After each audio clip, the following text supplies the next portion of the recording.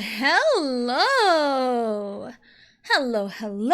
It is Thursday. I had to really think because my brain is telling me it's Friday, but it's not Friday. And then I'm like, oh, it's Wednesday. But no, I did not stream yesterday. Hello. Hello, Antonio. Hello. Welcome in. Hope you're having a wonderful day. All right, we're just gonna depart for adventure because I can. Yeah, I didn't stream yesterday because I was just like, what do I do? I had an existential crisis about what to do. Sure.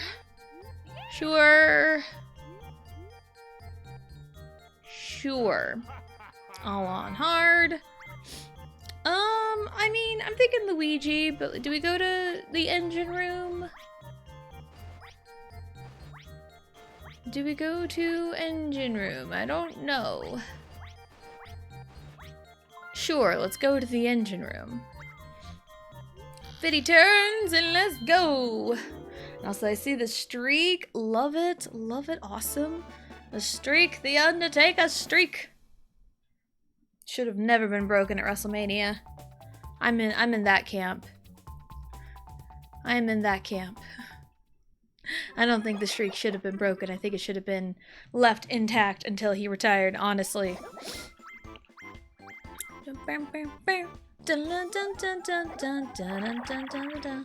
Going second with a 5. Okay. That's totally fine. But hello, Roxas. Hello. Welcome in. Hope you're having a wonderful day. Alright, we are Luigi today. We are the Luigi. We are the Lugia today. We are the Lugia. We are the legendary Pokemon Lugia, even though I like Ho-Oh a lot more for personal reasons. I feel like Ho-Oh is in, like, the minority. People that like Ho-Oh are in the minority, I feel. Because I see a lot of people love Lugia and think Lugia is, like, the coolest. But, like, no one really talks about Ho-Oh. And it's like, I like Ho-Oh. Again, I've got personal attachments to Ho-Oh, so...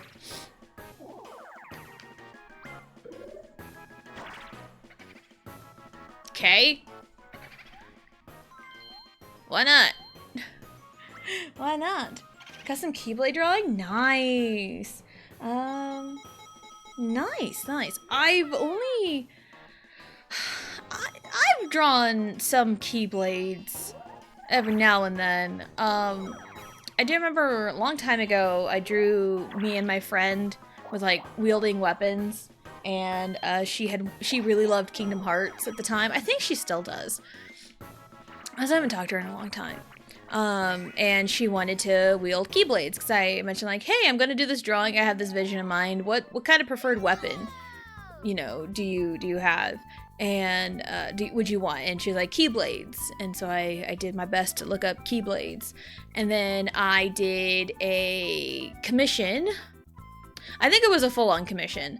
I did for another friend of mine, because he also liked Kingdom Hearts, and he wanted me to draw him as a Kingdom Hearts, I guess you can call it that.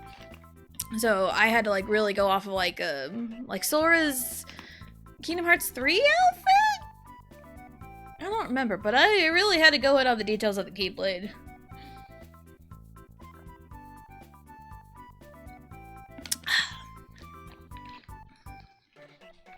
So yeah, I'm no stranger to drawing Keyblades. Is it my preferred? No, because it's... Ooh, I almost made the mistake. I looked at Peach. But no, we are Ouija today. We are the Ouija. We were Peach the other day for Riley's birthday. We were Peach for Riley's birthday because Riley really loves Princess Peach.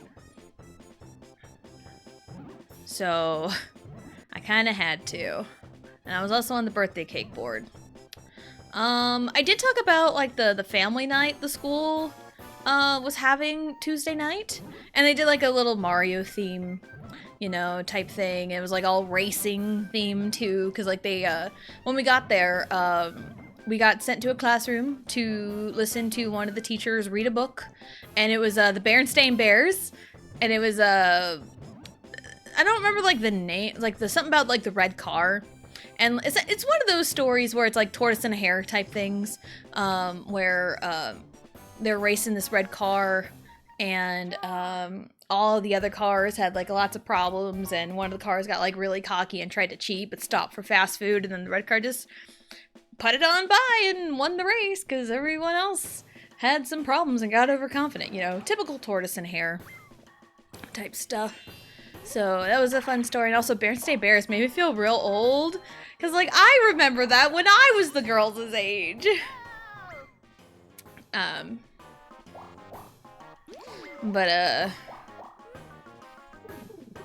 yeah, there was that. And then we went to an art room. One of the art rooms. And, 1, 2, 3, 4, 5. That'll get me up there. Yes, so yeah.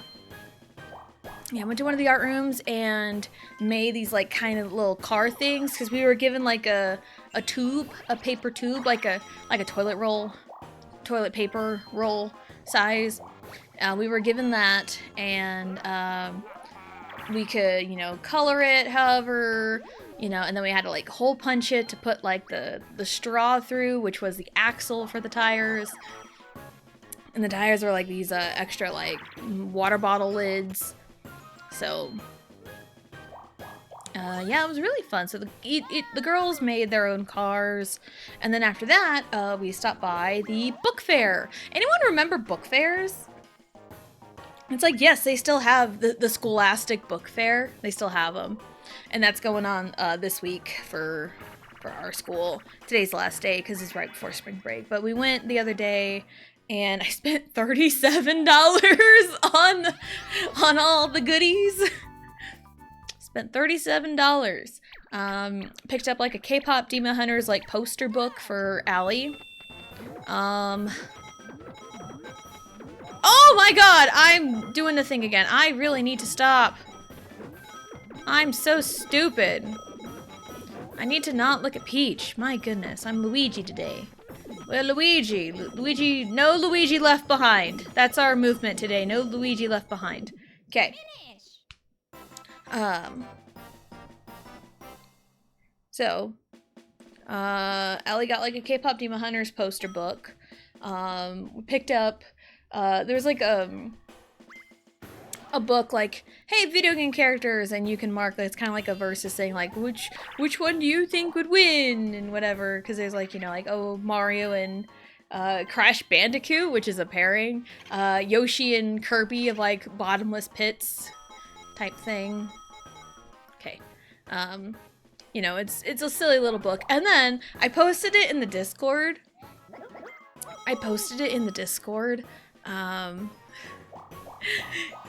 There's a book that we found at the book fair, and it is, hold on, let me get up and go get it. It's crazy. It's called The Unofficial Guide to Mario Party. And I turned around, I saw that, and I'm like, excuse me? Excuse me? Did I write a book and not know it? Like, yeah, The Unofficial Guide to Mario Party. Tips and tricks, best boards, essential items, and more. But wait, there's more. Excuse me. But wait, there's more. Yep, and on the back cover of it, you know, the unofficial guide to Mario Party, it says inside, character bios for Mario, his friends, and his foes, tips and tricks for boards and minigames, essential items, advanced tactics, and much more. I'm like, yeah, we're getting it. It was $10. This book is $10. I'm like, you know what? Worth it. Worth it. Yeah, I did see Lego Mario thing. That's cool. I think that's really cool. But yeah, and this unofficial guide, this opening page. Let me read this to you. It's fantastic. Riley's been looking through this book a lot, and pages are a little worn. You're invited! Searching for the most fun-filled multiplayer action in the Nintendo universe? Look no further, because you've already arrived at the Mario Party! Since blasting onto the screens with the N64, this franchise has everything you could ask for. Want a deep roster of your favorite Mario characters? Done! Intense minigames that leave you with bragging rights? Yup! Dozens of boards celebrating all the iconic levels and worlds of the Marioverse? You bet! And with this unofficial guide, you get even more good times from the game, from tips and tricks from your favorite boards to deep dive celebrations of the franchise's best minigames. This guide has it all. So what are you waiting for? Let's get this party started! That is like the first page right before the table of contents. So that was at the book fair, and of course I had to pick it up. Duh. I almost made the same mistake again. We're Luigi today. No Luigi left behind.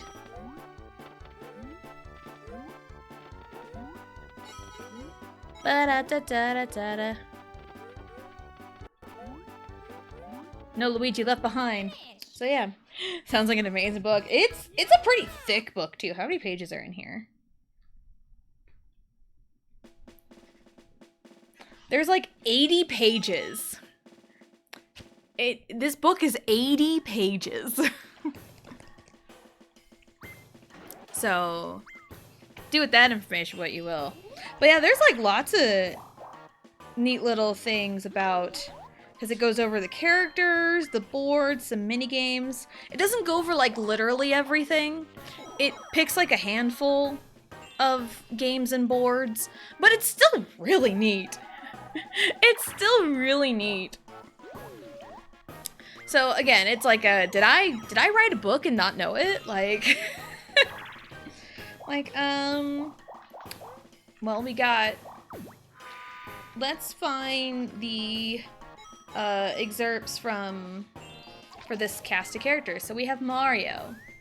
We have Mario, the world-famous mustachioed plumber, is the one and only face of Mario Party. Mario could be considered the ultimate all-arounder. His stats are well-balanced and with no major weaknesses. Mario is perfect for players who are looking for consistency versus extremes. That's Mario, and then we got Luigi and Peach, so give me a second. Hello, dear! Hello, hello, welcome in. Hope you're having a good day. No. We say no to Mario. No Luigi left behind, and say no to Mario, even though I just read his bio in this book. Listen, I don't have to catch it. Alright, we're playing as Luigi today. Let's see what this book says about Luigi. Although it may seem like he's living in his brother Mario's shadow, Luigi still has managed to carve out a loyal fan base of his own. Luigi may not have overwhelming power or speed, but his solid stats ensure that victory always lies within his grasp. We stand Luigi around here. Luigi is the representation of all the younger siblings out there who get overshadowed by their older brother. Yeah, hi. Hi. I get a little overshadowed by my siblings, so yeah, there we go.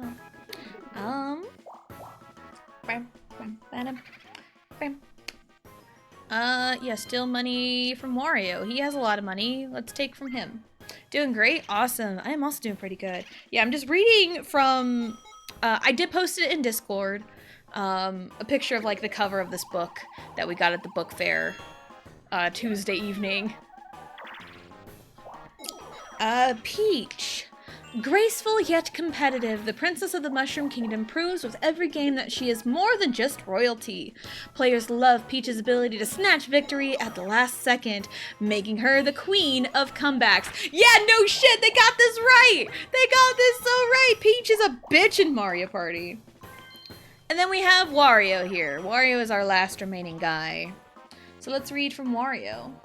Wario is the Mario Party wild card. Thanks to his greedy scheming and unpredictable ways, he's a smart choice for players looking to keep their opponents off balance, and his ability to play dirty means Wario can flip the script at any time. He can flip the script, but has he written the script? We don't know. Also, the pasta is pretty good if I hadn't already said that. Okay, a little later. Oh, that's way too late.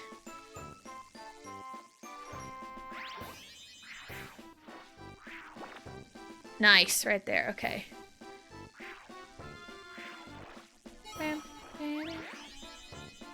Oh, dang it. Dang it. Mario is the scriptwriter. Mario and DK. The lore is Mario and DK on stream. Especially Mario Party 3.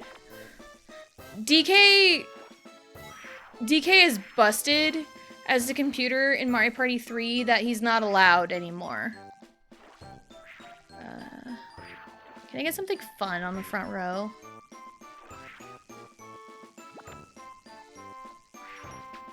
Oh, I couldn't even get that timing right. Man. Finish.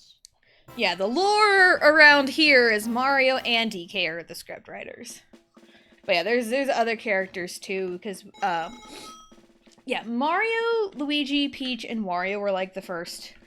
Okay, so get this. Mario, Luigi, and Peach all have their own full pages. And then this next page has Wario, Waluigi, Bowser, and Bowser Jr. And then we have Daisy, DK, Yoshi, and Toad. Toadette, Shy Guy, Rosalina, Dry Bones. Birdo, Hammer Bro, Donkey Kong, and Boo. And then King Bob-omb, Koopa Troopa, Petey Piranha, and MC Ballyhoo! Wow! What a pull for only being in Mario Party 8. MC Ballyhoo. What does it say about him? He's the host with the most and the self-proclaimed master of catastrophes, bringing flair, chaos, and non-stop excitement to the party.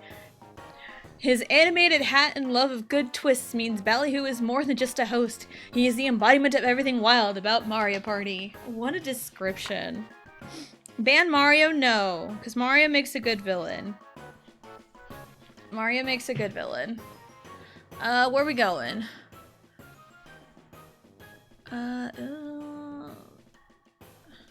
We might could save it. Or not. Okay, that's fine. Yeah, then we got the boards. It's really funny how the first board listed when we looked at it on Tuesday is Peach's birthday cake. And it's like, that's what I literally did 70 turns of on Tuesday. I was like, that's the board I played on. Yep, and it lists what games they appear in, Mario Party 1, Mario Party Superstars. And the descriptions. What's not to love about this classic board? For starters, it takes place on top of a giant birthday cake. Don't let the frosting fool you. One bad roll and you can find all your stars stolen by a sneaky piranha plant. That's what happened on Tuesday. That's what happened on Tuesday.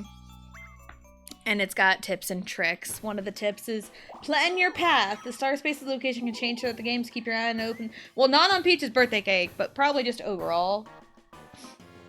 Nope, it's because it's like, plan your path, watch for Bowser, stock up on items, but like, you only get items in Superstars. But yeah. It's like a... And it's got Horrorland from Mario Party 2 and Superstars. It's got Womp's Domino Ruins from Super Mario Party. Yoshi's Tropical Island from Mario Party 1 and Superstars. Wait, hold on. Wow, the inconsistencies! That's so funny. Because on Peach's birthday cake, on the games it appears in, it says specifically Mario Party 1 and Mario Party Superstars. But then when you go to Yoshi's Tropical Island, it just says Mario Party and Mario Party Superstars. That's kind of funny.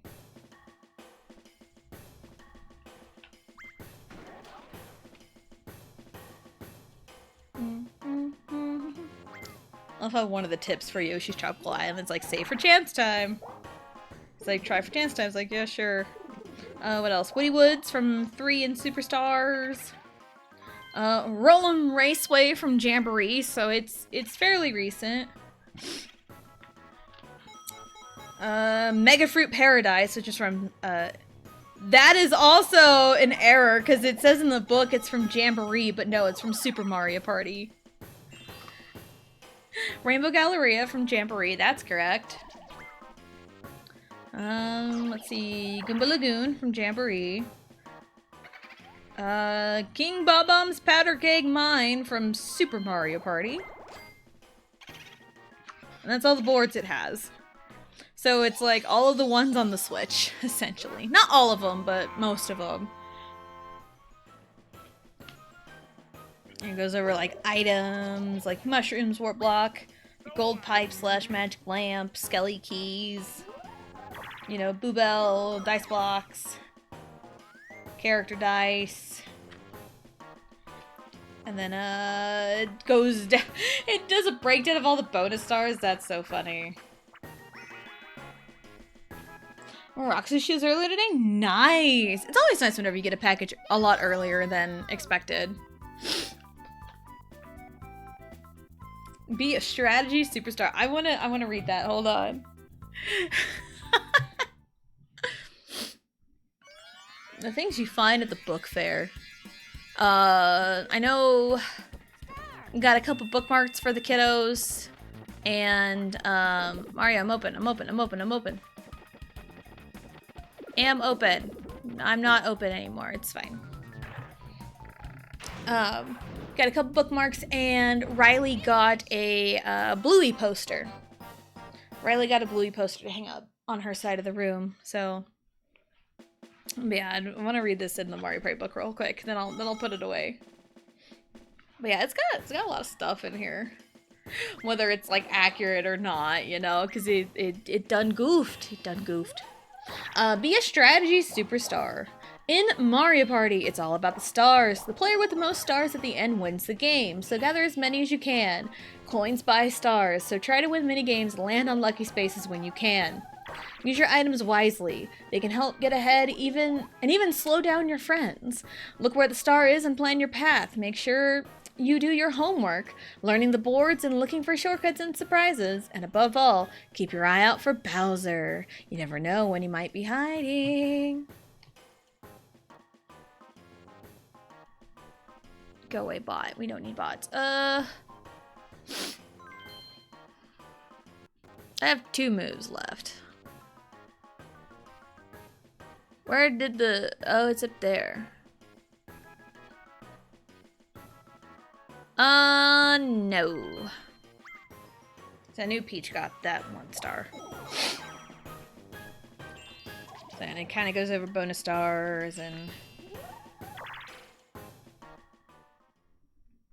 Advanced board tactics. Kind of crazy. Going over like, hey, go after lucky spaces and allies in the recent games. And a lot of mini games. And it even goes over like mini games that aren't like super commonly seen, and it tells you what mini games they appear in. Like a classic Bumper Balls, Pushy Penguins, Book Squirm. Says Hexagon Heat, which is also Mushroom Mix-Up. Snowball Summit, Flash Forward, Mario Party 10 and Superstars, Coney Island, Dungeon Duos, Balloon Burst, Speed Hockey, Etch and Catch, Cake Factory, Handcar Havoc, Tug of War, Crane Game, Bash and Cash. It's got Bash and Cash from Mario Party 1. Spotlight Swim, Perez Pursuit, Bowser's Big Blast, gotta have that one. Crazy Cutter, Shock Drop and Roll. It says Mush Pit. I still don't know why they changed the name from Mush Pit to... Why they changed it to Mush Pit from Toadstool Titan. I don't know. Chain Shop Fever, Facelift, Swinging with Sharks, Castaway, we just played that not that long ago. Shy Guy Says, Hot Rope Jump, Trace Race, Bomb Breakers, Slapparazzi from Super Mario Party, Final Countdown, X-Ray Payday, Mario X, Snow Brawl, Mecha Marathon, Title Toss, Rockin' Raceway, Net Worth from Super Mario Party, and Time to Shine in Super Mario Party. Crazy. Crazy. Listing all those minigames. There's so much more minigames, too. Wee. Bum, bum. Bum, ba-da, da-da, da-da, da-da, da-da, da-da, da. I win, bitches! And it's like blast from the past. Mario Party has been keeping the dice rolling for more than 2 decades. That is also really crazy. For more than 2 decades, here's how it all began, and all the wild places it's gone since. What started out as a simple dice game on the Nintendo 64 has grown into a full-blown game night phenomenon, turning friends into frenemies and boards into battlegrounds. Across generations of consoles, Mario Party has seen players mash buttons, dodge chain chomps, and cling... No chance time. Seen players mash buttons, dodge chain chomps, and cling to victory by as little as a single coin. The original Mario Party, debuting in 1998, was built on a simple formula: move, compete, and repeat. The game was a bold experiment that struck gold, blending board game strategy with fast-paced minigames to create a party game experience like no other. More than 25 years later, the Mario Party revolution continues, with new games and upgrades like dual mode, boss battles, and partner play that continue to change the rules and flip the script and keep fans on their toes. So when they've got little... The first Mario Party has the biggest little blurb, but each one has like a few sentence little blurbs. It goes 2, 3, 4, 5, 6, 7, 8, 9, 10... And then the spin-offs, you got Mario Party Advance, DS, Island Tour, Star Rush, Top 100, Super Mario Party, Superstars, and Jamboree. And it's got like the best and worst party moments. The best! Stealing a star on the final turn. Yes, there's nothing quite like stealing that last star. And then the worst, landing on a Bowser space. The best, beating Chance Time. The worst, losing to a bonus star. The best, winning with 0 stars. That's crazy. That's so crazy. The worst, tied for first, lose by coins, which happened. Not like happened, but like I won by coins one of the last times. So yeah, there's like a lot. It's a pretty crazy book. And again, just happened to see it at a book fair. Who's got the money? Mario has the money. Hey bro, I'm just gonna grab your head real quick.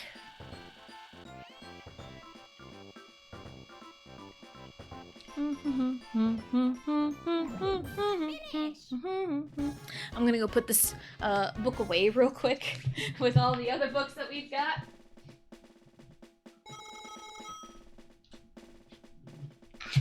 Stripped over Riley's bluey chair. But yeah, that's one of our finds from the book fair Tuesday.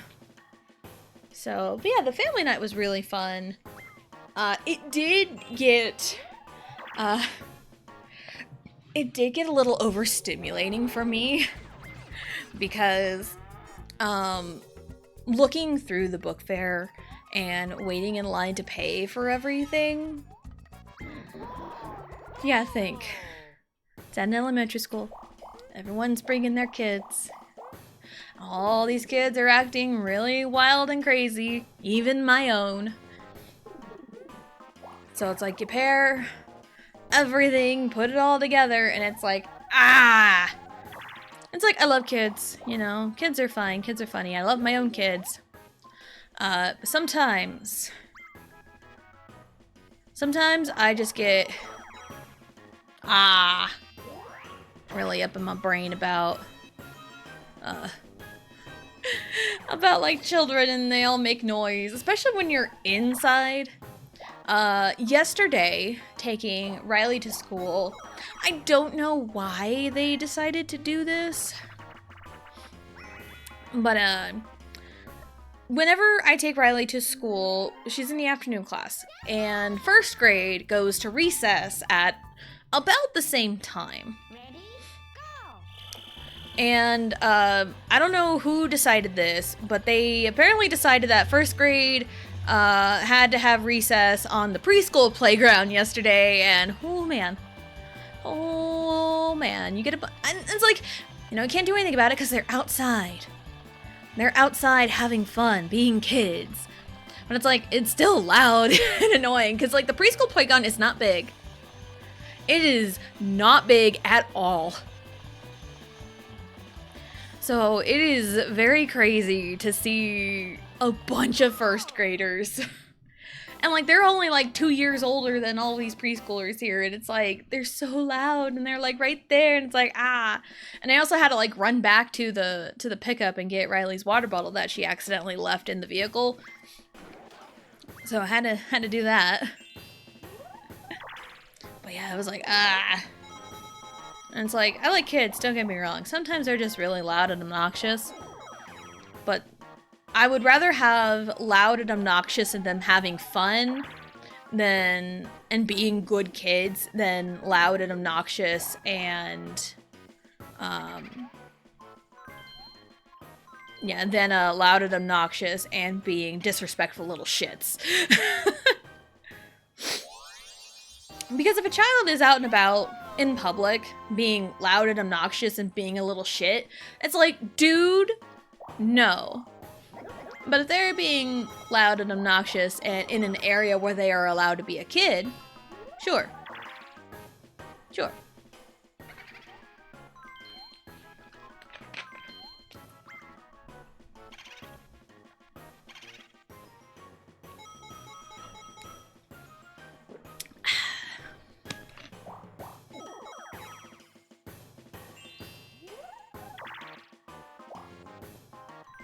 Sorry about that.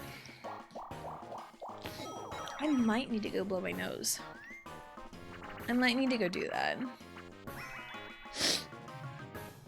Maybe I'll be okay. I don't know. It's fine.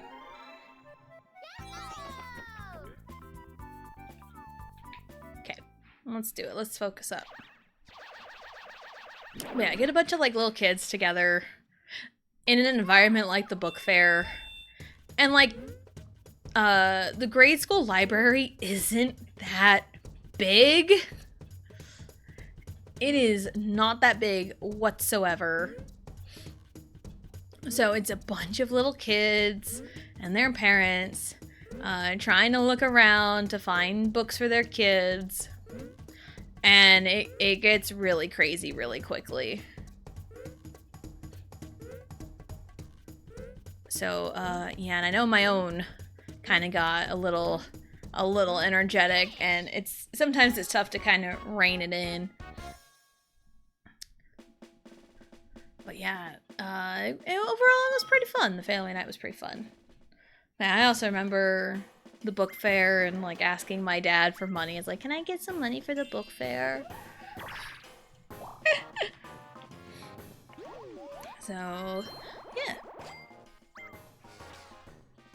It's like, sometimes I kind of wish my book fairs had books like these when I was a kid. I would have loved a Mario Party book when I was a kid.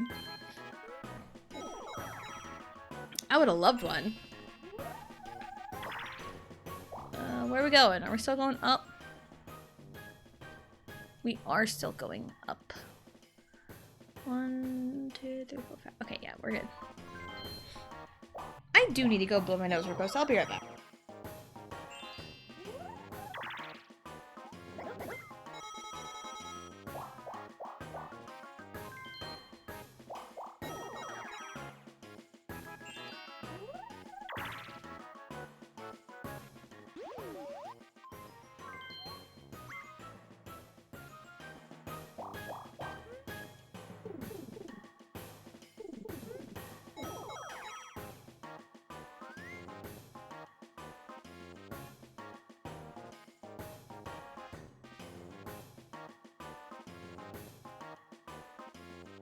Alright, I'm back. Hello, Johnny. Hello, hello. Welcome in. Hope you're having a good day. Earlier I read a Mario Party book that we picked up at the book fair Tuesday. It was a great book. I did post like the cover of it on Discord. So it's like the unofficial guide to Mario Party. It's like, did I write this book and not even know? Alright.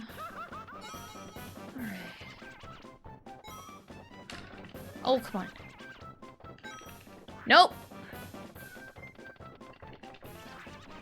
This works, I guess. Excuse me! Come here. No! Dude, bitch. Get back here.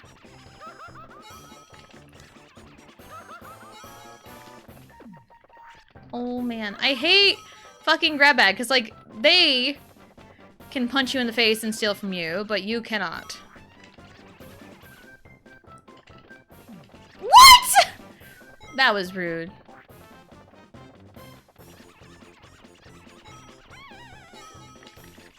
There we go.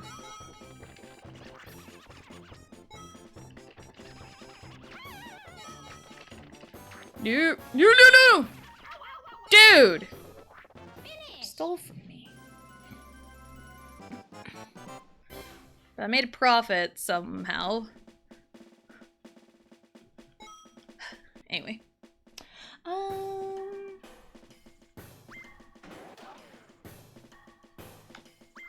Let's see. On Discord, I want to ask about that. Yeah, it was crazy. I read through a fair bit of it earlier. And it goes through like a lot of the boards from like the more like the Switch Mario parties. It goes through like character bios for a bunch of different characters. Someone fucking Mario, you bitch. Why would you do that? Why would you do that, Mario? Why would you do this to me? This is like my third hidden block. So yeah, it's pretty good. Pretty good book. I mean, there are a few inconsistencies in the book. But I mean, overall, I'd say it's like a 7 out of 10. So. I got confused. I thought you wrote it or something. No, it's like, it was like, did I write a book and not even know it? Because it's like, if I were to write a book, I probably could go along the lines of like, hey, here's an unofficial guide to Mario Party. I probably could write a damn good book about how to play Mario Party. I probably could, honestly. But like, if I were to do it, it would probably be longer than 80 pages, and 80 pages is still a lot for a Mario Party book. So, yeah. But no, I did not actually write the book.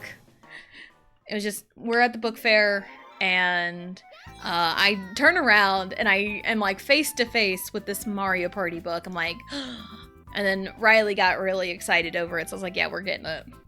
I was gonna get it regardless.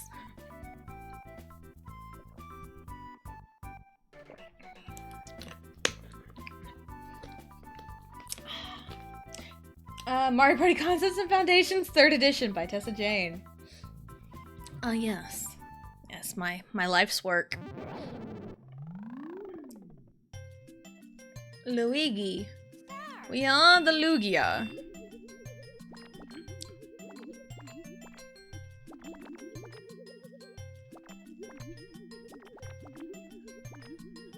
There. I think we're okay. Should I be DA? No. What? Yeah, sure, whatever. 8-Ball's super reluctant. The classic. Cover the face with your hand. I know the eyebrow, one of the eyebrows got like moved a tiny bit, so it's fine. 99 still good. 99 still good.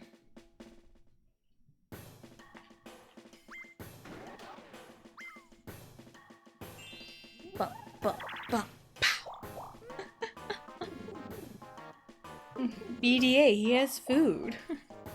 He needs some food? Nice, nice. I just had a bowl of chips for lunch today. I don't really got much else for lunch. Because, Walmart didn't have my pizzas for, like, the second week in a row, and, when you don't got my pizzas for 2 weeks in a row, I get a little worried that it's just not gonna happen anymore. So I get a little worried. I get a little worried about, like, them not having my food. Because it happens all the time whenever, we find,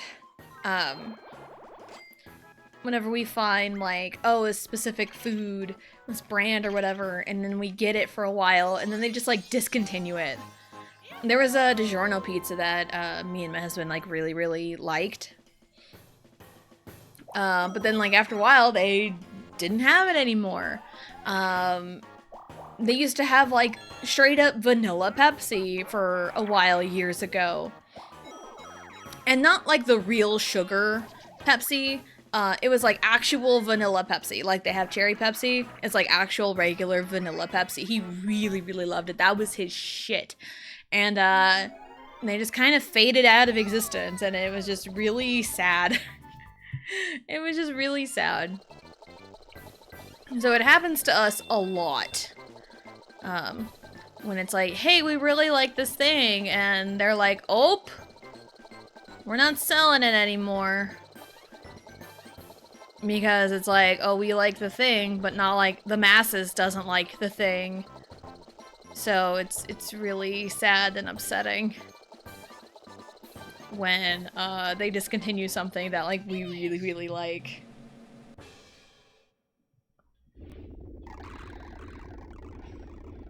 Lunch of champions, yes, a bowl of chips, a bowl of sour cream and onion ruffles is the lunch of champions. I've always called Sonic French fries the breakfast of champions, because Sonic, you can all day anything. You can probably order like a chili cheese dog first thing in the morning. No one would really do that, but it's like you can. I have ordered mozzarella sticks at 10 a.m. before. So I've done that before. And like you could get French fries first thing in the morning. So, which I have done. Sometimes if I'm getting breakfast at Sonic, I'll just get like a large thing of French fries, and that's my breakfast. A large thing of French fries and a cherry Dr. Pepper. Not like cherry vanilla cream, but like a cherry Dr. Pepper. I think that hits just right. So, for me anyway.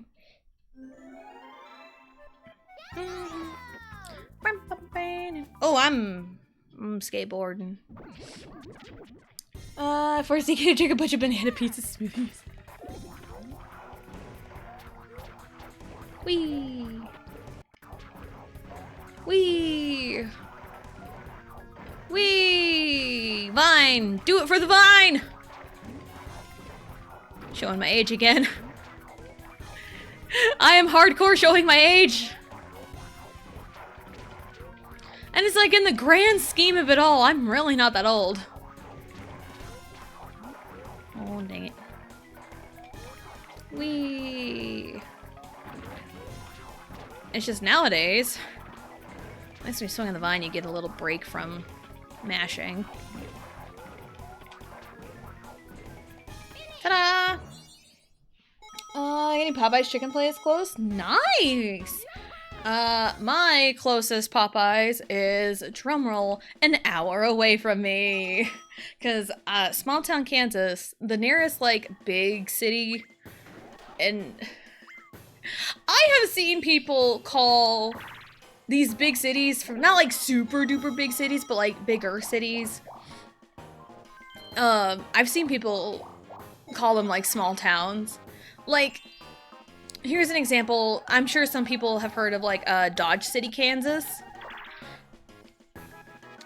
I've seen people call towns very similar in size to Dodge City a small town, and it's like, Dodge City, Kansas isn't a small town.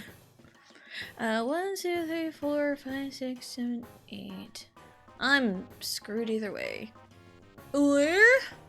Or this is the play. This is the play. It's gonna cost money, but it's fine for now. Yes, actually. Okay, now let me just so we're clear. Dodge City, Kansas population.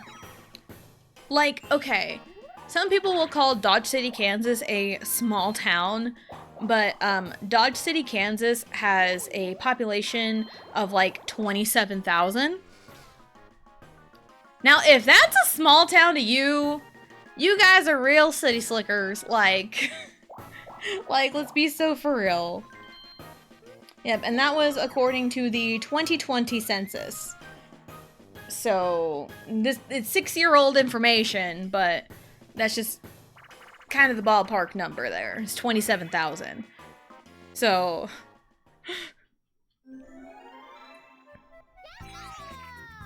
So it just boggles my mind, because I literally have seen a handful of TikToks saying, not like Dodge City in particular, but like cities close in size to Dodge City. I've seen people call them small towns, and I'm like, excuse me?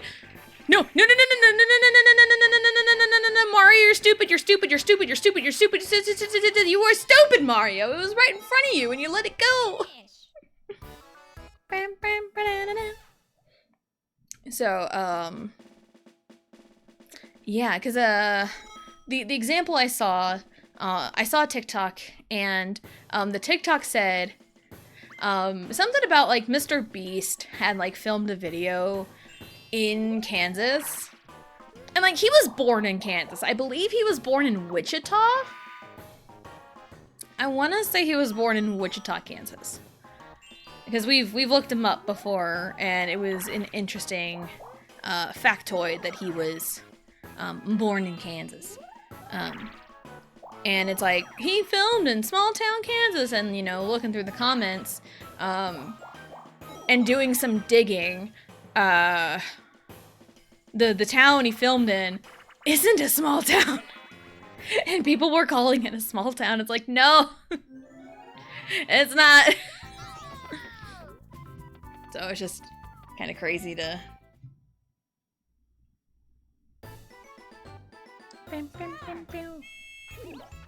Light blue. Riley's favorite color. So it's all about perspective, because like I grew up in a small town. You know, like not like a 200 population small town, but like, you know, a small enough town. So maybe it's a small town, but the 27K population live in high-rise buildings. Highest building, so town's only a few streets. Yeah. Yellow.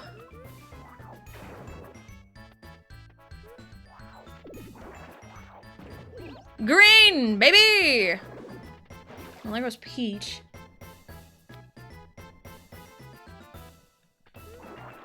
I missed him.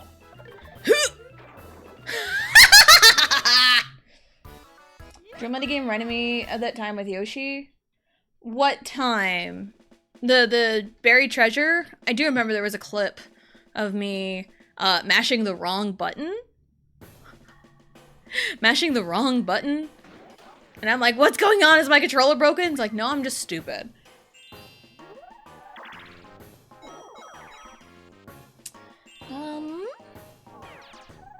Well, I'm kind of screwed either way. I can't get the star net. Why? Taking away my minigame win. How dare you, game? How dare you? Top favorite Eminem songs are Godzilla, Venom, My Name is the Way. Ah, Godzilla is good. Godzilla is very good. Mario is a threat to my stars right now. Just a serve in Jamboree. Gotta win. Nice. Nice. I haven't played Jamboree since I streamed it last year? Yeah, it was last year. I streamed Jamboree last year. Dun, dun, dun, dun, dun, dun, dun, dun. Yeah, I haven't played Jamboree since last year. since streaming it. I do remember it happened twice during Jamboree last year. Someone came in asking if I played with viewers, and I told them no, and someone immediately said bullshit, and it's like, nope, not dealing with that energy. And then another time where they came in, we're talking about like pro rules. Cause I was doing a pro rules, showing off, you know, pro rules in Jamboree. And someone came in talking about it, and when I was selecting characters to start the board, they followed and they tried to do commands, and they're like, where's the room code? I'm like, there is no room code, I don't play with viewers. And then that was the last I heard of them. So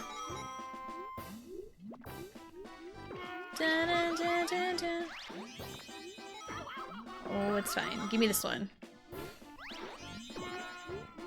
Whee!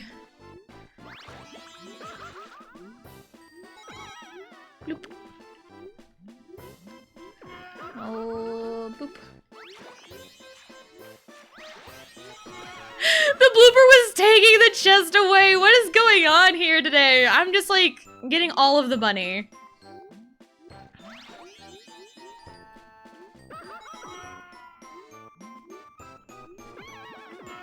Oh, I got it, it's mine, it's mine. I like took everything. I took everything. I think there's only maybe like 2 or 3 chests I didn't get. 22! 22 from that! That's crazy! That never happens. Oh man, that was so funny. Everyone like just failed spectacularly. That was great. Yoshi went off the path in that drill minigame? Oh, yeah. I remember that. Yeah. And Crazy Cutter. Yeah, I went back and made a clip of that. No. I didn't steal enough money from him. It's fine. Yeah, Crazy Cutter. Yeah. Okay, I remember now. I'm like, what? No, but I remember. Yeah. We got there. We got there. Sometimes it takes a minute for my brain to remember memories. Okay. 1, 2, 3, 4, 5, 6, 7, 8. 4, 1, 2, 3, 4, 5, 6, 7, 8. Yeah, this is the play, I think. Yes, because we're gonna bump the blue door up, we're gonna stop right in front of it, so that way we have our best chance of go zoom. It's our best chance of going zoom. The zoom. Yeah, that other day on Crazy Cutter, I literally have no idea what even happened to Yoshi. I don't even know. He just was like, I'm gonna do this now, and it's like, okay. Why are we stealing my stars? I mean, that's the nature of Luigi's Engine Room. Boo is a mandatory visit, so if you have enough to steal a star, why wouldn't you? So that's just the nature of this board.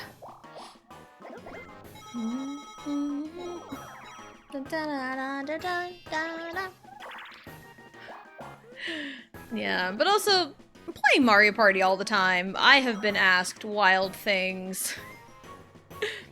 There have been times, like, especially early on, I got a lot of the, do you play with viewers? Do you play with viewers? And it's like, nope, I do not. I've grown way more comfortable just telling people no, because, hey, no is a full sentence. It is okay to say no. I turned around, hello? Give me your lunch money! Why aren't I turning around?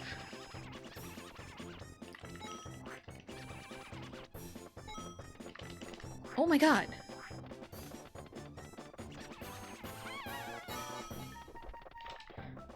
Why?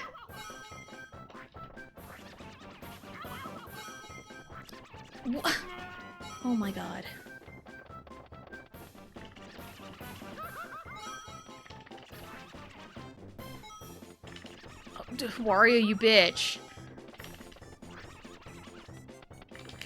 Why? Why? I was right behind Wario. It wasn't taking from him. Finish. My goodness.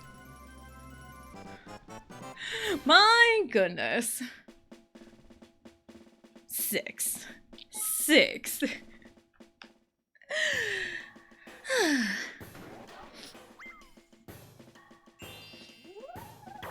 Turn around, every now and then I get a little bit lonely and turn around. Alright, what do we need? 1, 2, 3, 4, 5, 6, 7, 8. I need 8, 9, 10, right? 1, 2, 3, 4, 5, 6, 7, 8, 9, 10. 8, 9, or 10, baby! That's a 6. No! That star is never gonna get got. That star is never getting gotten. Oh, it's gonna stay there for the rest of the board, which is like, what, 40 more? 30 more. 30 more turns, and star's gonna be over there. Because magic lamps don't exist in this game. The only items that happen are just random dice block items. Oh, a fast block would have been beautiful at that moment, but nope. Nope.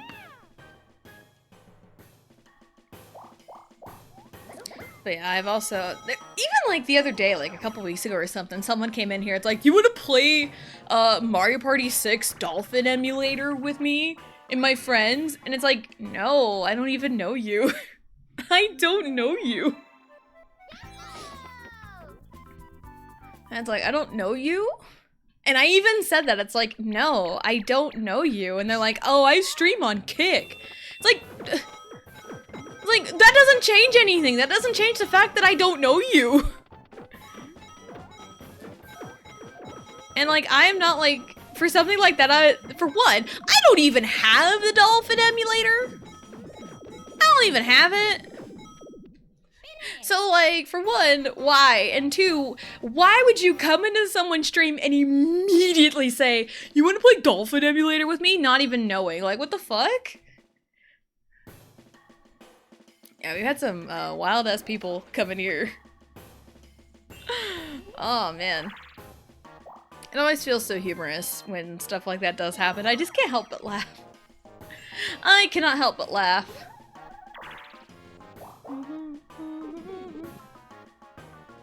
Bam, bam, bam.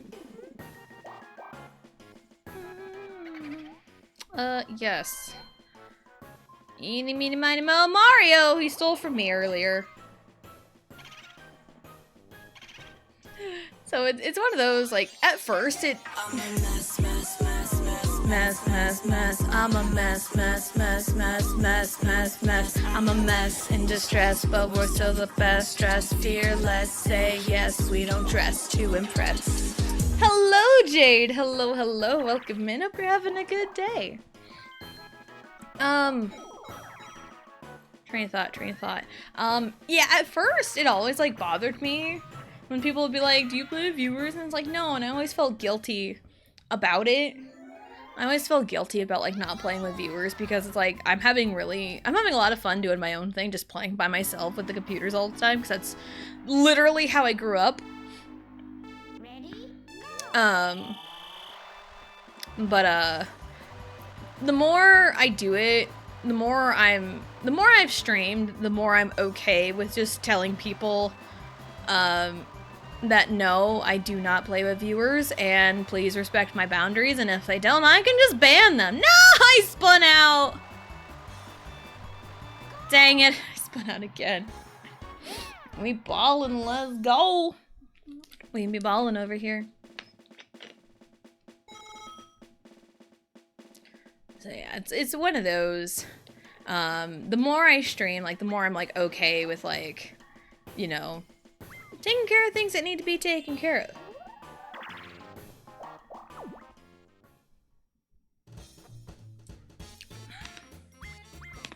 So, yeah, I saw a tweet, and I did tweet about it yesterday.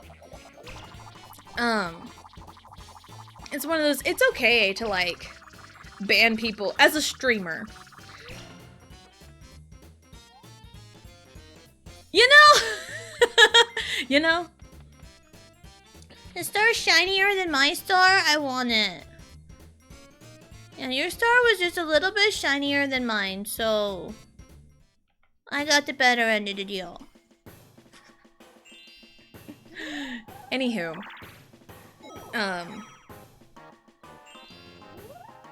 there's tweets like, yeah, it's okay to set boundaries for your stream. It's okay to, you know, put your foot down if someone's disrespecting you. It's okay to do that. And I've always said this analogy, even on stream, and I made a tweet about it yesterday. I equate, the analogy that I've always gone with is, as the streamer, your stream is your home. When people come in to chat or just come in to watch the stream, they are coming into your home. If someone comes in and breaks the rules, breaks your house rules, is just blatantly disrespectful, makes you uncomfortable, if it was your actual IRL house, you'd kick them out, right?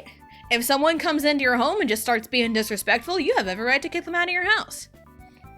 So, in your stream environment, you know, it's a little bit more protected, but like it still rings true. The analogy still is the same. People come into stream, and if they're being blatantly disrespectful, you have every right to just freaking ban them. It's a lot easier just to ban when they're getting real disrespectful up front than to just wait.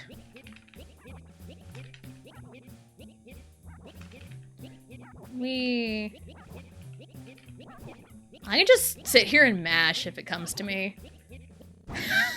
Hello, Del Tora. Hello. Welcome in. Hope you're having a good day. The boring Dull Star. I know, he did.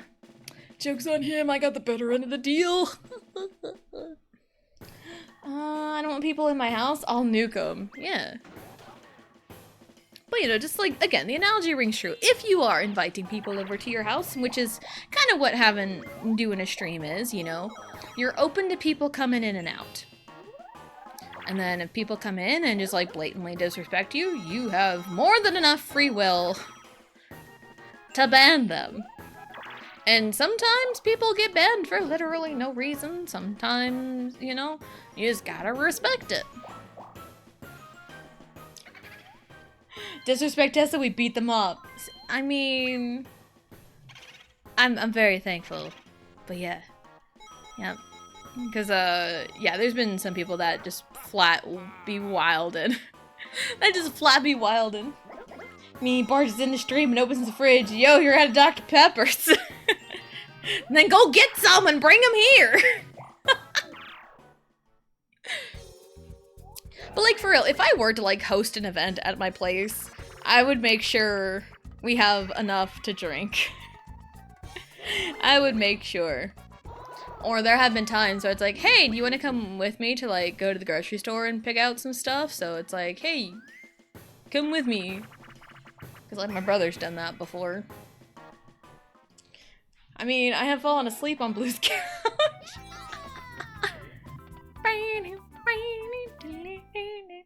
Getting drinks and have a Fanta? What kind? What kind? What kind of Fanta do you want? I like the pineapple one. Ow, bitch. Give me that, thank you. Hey, you missed me.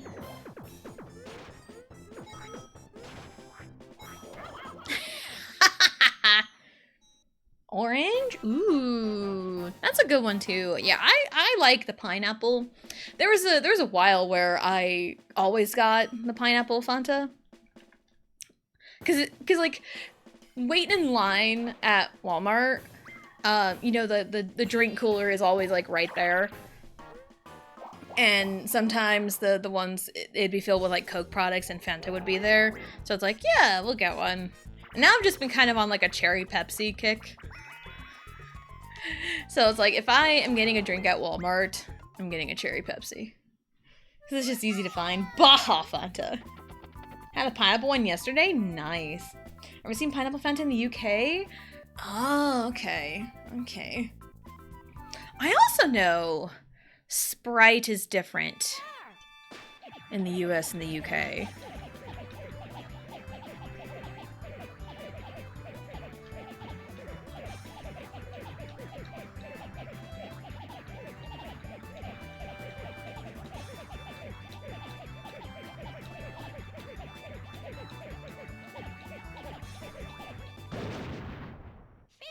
Kaboom. I've also really wanted to like try different countries' variations of like normal things in America. You know, like McDonald's. McDonald's is like literally everywhere. It'd be really fun to try like McDonald's in the UK or like Japan, South Korea, you know, it'd be really fun to do that. 1, 2, 3, 4, 5, 6, 7. 1, 2, 3, 4, 5, 6, 7. Be kind of the same thing. I don't want to like spend too much of my money. Let's just do this. It'll be fine. We'll be fine. Everything will be fine. Is it the same yellow as orange juice? Isn't neon orange same yellow? Okay. Gotcha, gotcha. I also know like the color of things are different too. So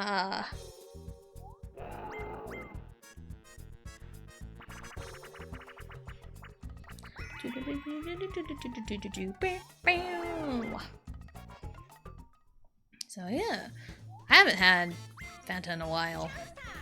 Cause like anytime I get like a pop, it's usually either Pepsi or Dr. Pepper. Like, bruh. Well, I'm spending 20 coins anyway, no matter what I do. Yeah, if I'm like going out to eat and they have Pepsi products, Pepsi all the way. If they have Coke products, Dr. Pepper.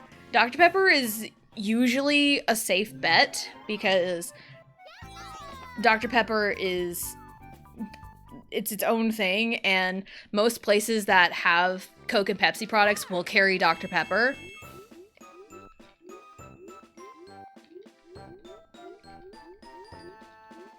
Whee.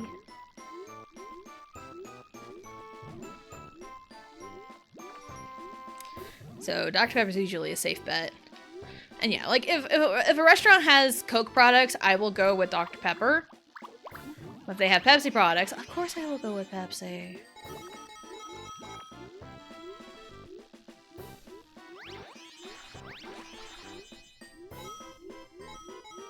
See how fast we can. Oh, nope, no. There we go.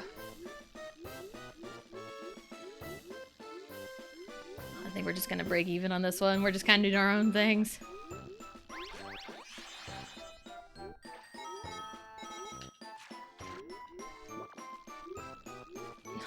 Try to...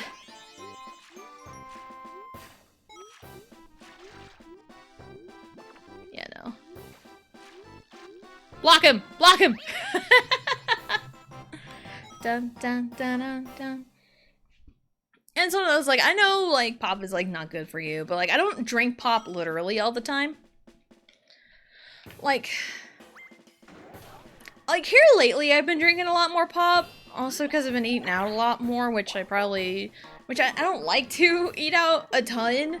But also, Tuesday night, after the whole family night and the book fair and everything, it was just easier to go to McDonald's for supper right after that. Especially after being, like, super duper overstimulated by a bunch of children running around. And again, I say that because I have my own children. I get overstimulated by my own children half the time. Give me a 1! That's not a 1, that's a 7. Kinda looks like a 1 if you, like, squint. And also, it was Riley's birthday on Tuesday, so it was just easy to go to McDonald's and get food. I was really sad that my nuggets weren't very good. because my local McDonald's, very hit or miss. Very hit or miss. Because I had McDonald's Tuesday night, and then I got McDonald's for lunch yesterday. Because Vegeta was home yesterday, and I just went out and got food. Because we don't really got much for,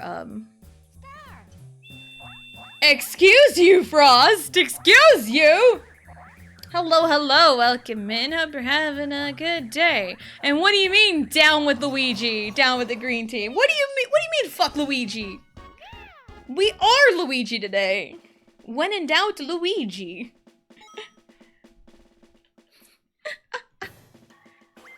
Man, imagine if a first-time chatter said that. If a first-time chatter said that, that's an easy way to just be like, nope.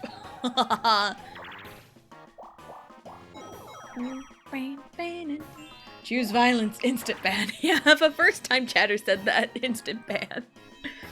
But you are not a first-time chatter. You're like a long-time chatter. You've been here for a while.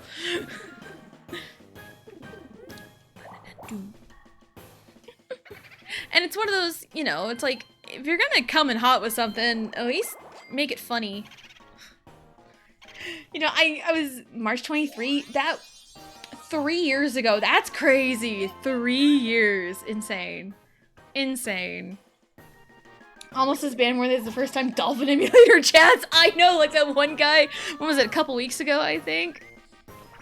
And that just came and it's like, hey, do you want to play Mario Party 6 on Dolphin Emulator with me and my friends? And it's like, I don't know you! I literally do not know you! And also, I think I was playing Mario Party 3? I think I was playing Mario Party 3. And it's like, I'm not even playing the Mario Party you're asking for. And also, bold of you to assume I even play Mario Party 6. Like, bold of you to assume any of that. Probably just came into random people's Mario Party chats like, hey, do you want to play with me? It's like, no! Go away! How's it been 3 years? I know. It's crazy. Time is just non-existent. You know, time is an enigma. It's like, Riley literally just turned 5 2 days ago. And it's like, how is she 5 years old already? Like, how is she 5 now? Your train of thought, what were we gonna say? What was I gonna say? I don't remember. I don't remember. It's fine. It's fine. If it wasn't important, it's fine. It probably wasn't that important. Enigma balls. Oh my god. Deltora! Deltora!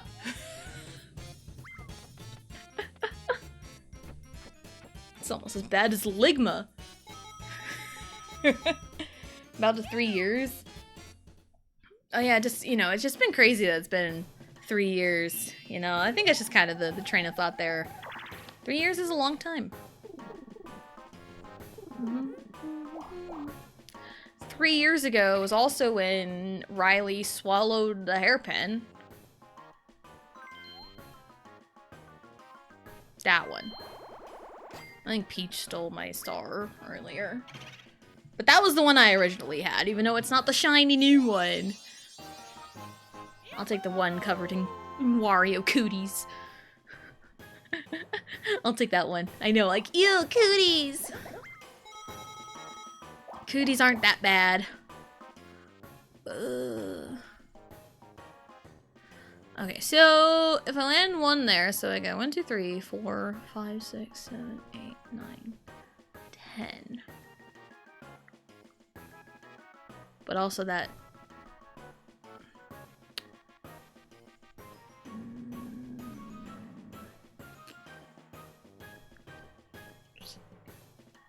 I think I'm just better off going this way and taking my chance on the one-player game. Nonsense. All kids swallow hairpins. Do they really? I mean, okay. When Allie was about, like, a little over 1 year old, she was in the phase of stuffing stuff up her nose. That was the phase Allie had. She stuffed a lot of stuff up her nose. Like, she would tear book pages out, and she would just, like, right up her nose.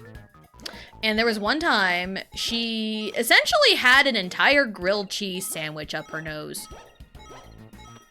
It was quite hello, why?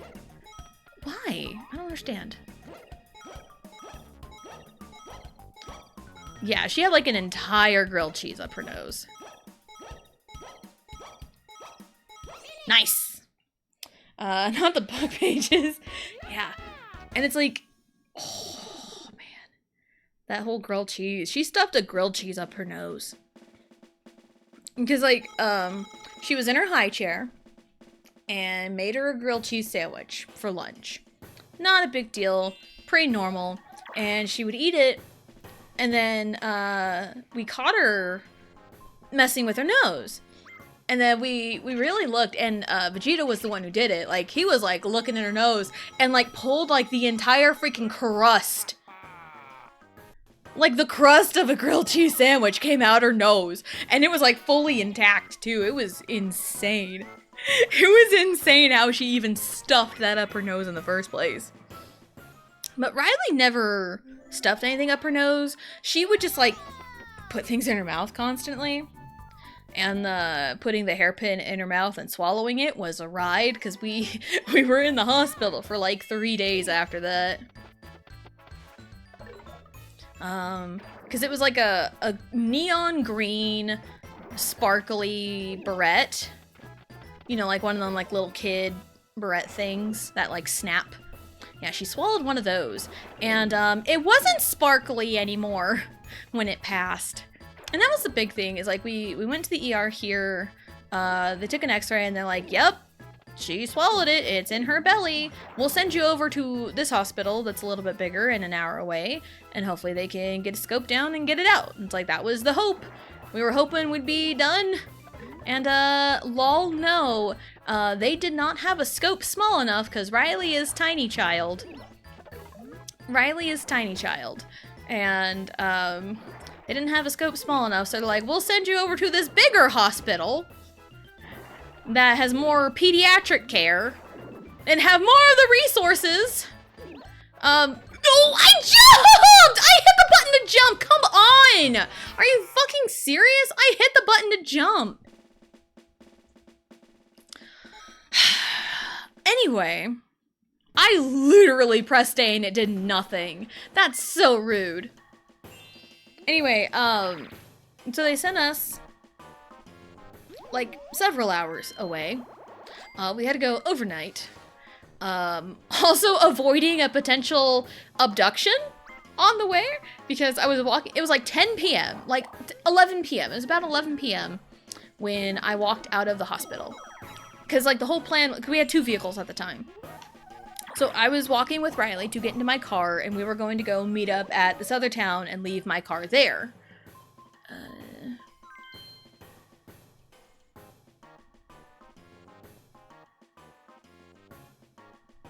Yes. So we were gonna leave my vehicle at another car and take, like, one vehicle to the bigger hospital. And it was, like, 11 p.m. No one around the hospital. I walk out holding Riley, and there's this car that's like parked like near the door, and the lady in the driver's seat rolls down her window and says, "Excuse me, can you help me out? Can you help me out here?" And my mind was already racing, already full of adrenaline, because like knowing I gotta go like several hours away, I just said nope, and I walked right to my car. And it didn't quite register until I got Riley buckled in and like left. I'm like, oh my god, I could have gotten abducted right then and there. Because it's like, bitch, I'm a woman on a mission. I am a woman on a mission. I need to get this hairpin out of my child's belly.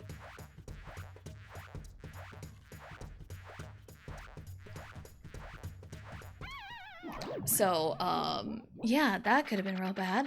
But, luckily, nothing happened to me. Anyway, we go to 3 hours away.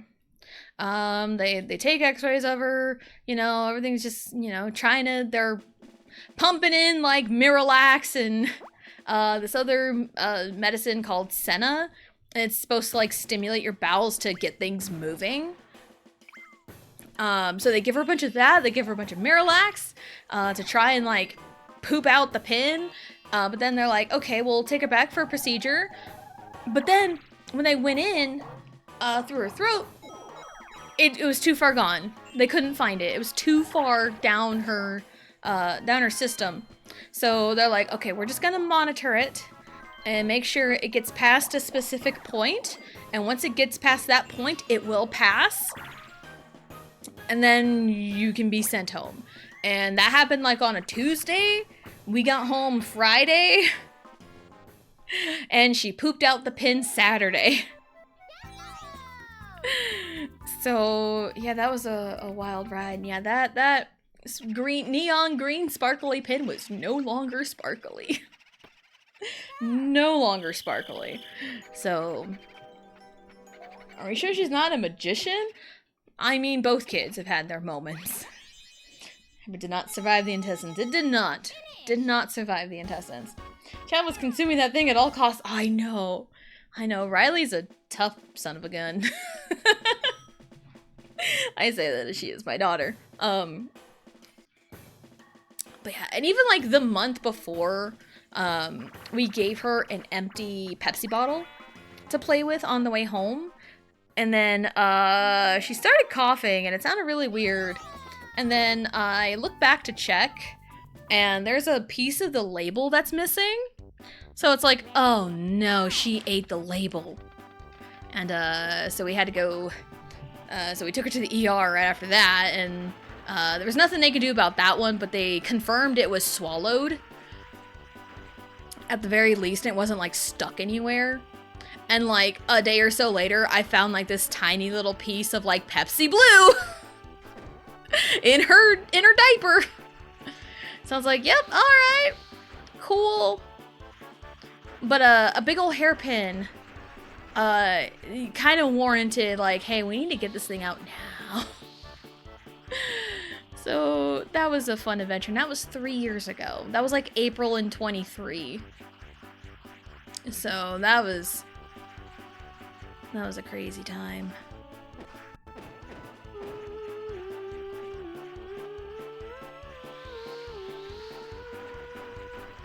Dun dun dun dun dun dun. Anyway. And then Allie, when she was in kindergarten, because I was pregnant with Riley at the time. It was like November. And I get a phone call from the school one day. And the first thing that was said to me, they said like, I think the school nurse had called me. And the first thing they said was that Allie had an accident. She may need stitches. It was kind of like all together. When I heard accident, I'm like, okay, she peed her pants. No big deal. But then I heard stitches, and I'm like, what the fuck happened? And again, I'm pregnant at the time. I am pregnant in that moment. So it's like, oh my god, what happened to my child? And then I was like, okay, I will go pick her up, like, right now. So I left as fast as I could to go to the school. And then when I get to the office to pick her up, Allie's just sitting there holding a bunch of paper towels to her head and just talking to the teachers, talking to the staff at the office like nothing happened.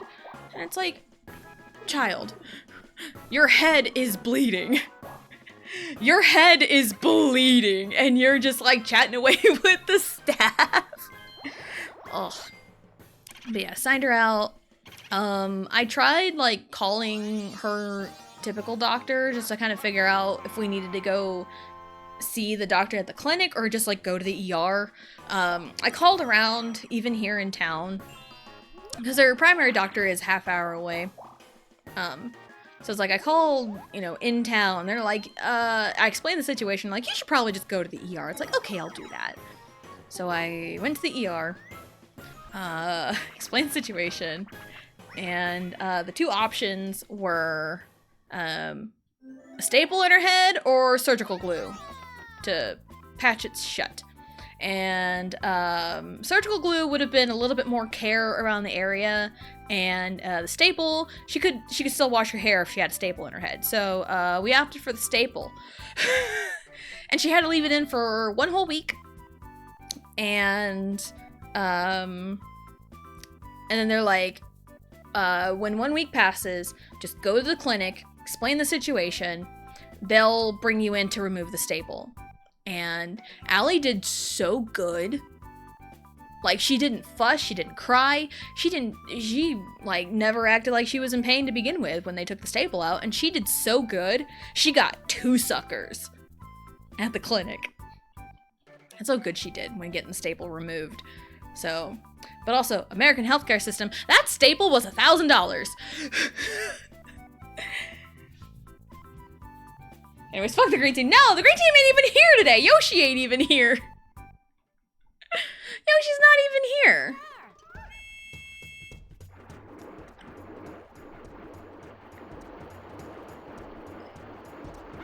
Alright, come on.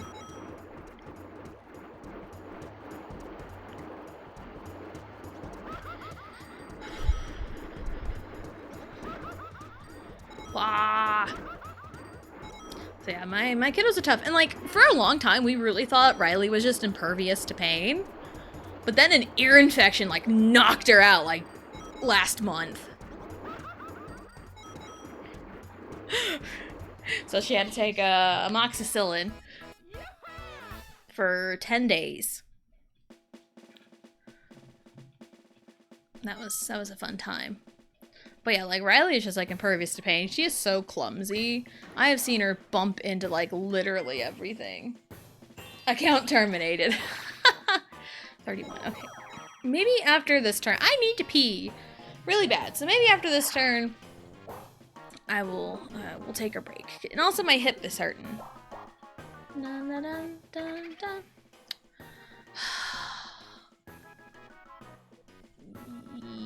Yeah, I can make money back. Koopa's like right there. That's another reason why it's okay to like just, it's a star-stealing extravaganza in Luigi's engine room. Because like Koopa's like literally right there.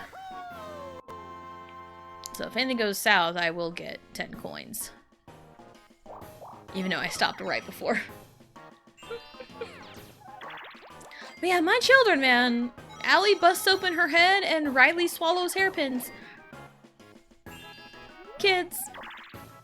I mean, between me and my siblings, I am one of 4. My oldest brother, when he was about 2 or 3, I think 2, he rode his tricycle, like, across, like, several different streets to go to a convenience store because he wanted something. My other brother has done a bunch of stuff. It's always the second child. My other brother has driven into the house when he was a kid. He also played hooky a lot, would forge my dad's signature, because he was left-handed and my dad was left-handed, so they could easily forge each other's signatures. But yeah, my brother would like forge my dad's signature so he can like go eat McDonald's for lunch because you needed the parents okay. After this turn, we'll take a break because I'm telling a story. And my sister, when she was about 2, climbed on top of the batting cages at the ball field over the summer, because we have like photo evidence of this. There is a picture of my sister and like a couple of like the baseball kids, because like my parents coached Little League for a long time, and we were at one of the games and it was like picture day or something, I don't know. We were at a game and they turn around and they're like, oh my god, where is she, where's the kid? And and my sister's on top of the batting cage and she's like 2. And we know it was that time because my mom was pregnant with me. It was like June. And I was born in July. So my mom was like super duper pregnant. And she couldn't get up there to get her. Even though she really wanted to. But she was like really pregnant. And That was fun. And then I also remember hearing a story about my sister getting into cake when she was young, which is what Riley has done before. Riley has gotten into her sister's leftover birthday cake last year, and also my cupcakes from last year. And the worst thing I did was I burned the bottom of my feet on a stovetop. Because we had one kind of like built into the countertop, and the knobs were like flush to the counter. Like they were sticking up, but like they were on the counter. And above the stove was the cabinet that we had like our medicine stuff, like band-aids and everything. And I needed something from up there. I was like maybe 5 or 6. So I pushed a chair, climbed up there, and I must have knocked one of the knobs to turn the burner on. And I burned the bottoms of my feet when I was little. That's the worst thing I did. So my siblings have done much worse, but also I am the youngest of 4. I had too many eyes on me. Because my brothers, when I was born, well, my oldest brother's 12 years older than me, my other brother's 9 years older than me, and my sister's about 3 years older than me. So, too many eyes on me. So, anyway, we're gonna take our break, because I need to pee really bad. And I'd rather not sit here and piss my pants. Let's not do that. So we're gonna take our break. We're going to get up, stretch, go to the bathroom, grab a snack, do whatever it is you need to do, and we'll be right back.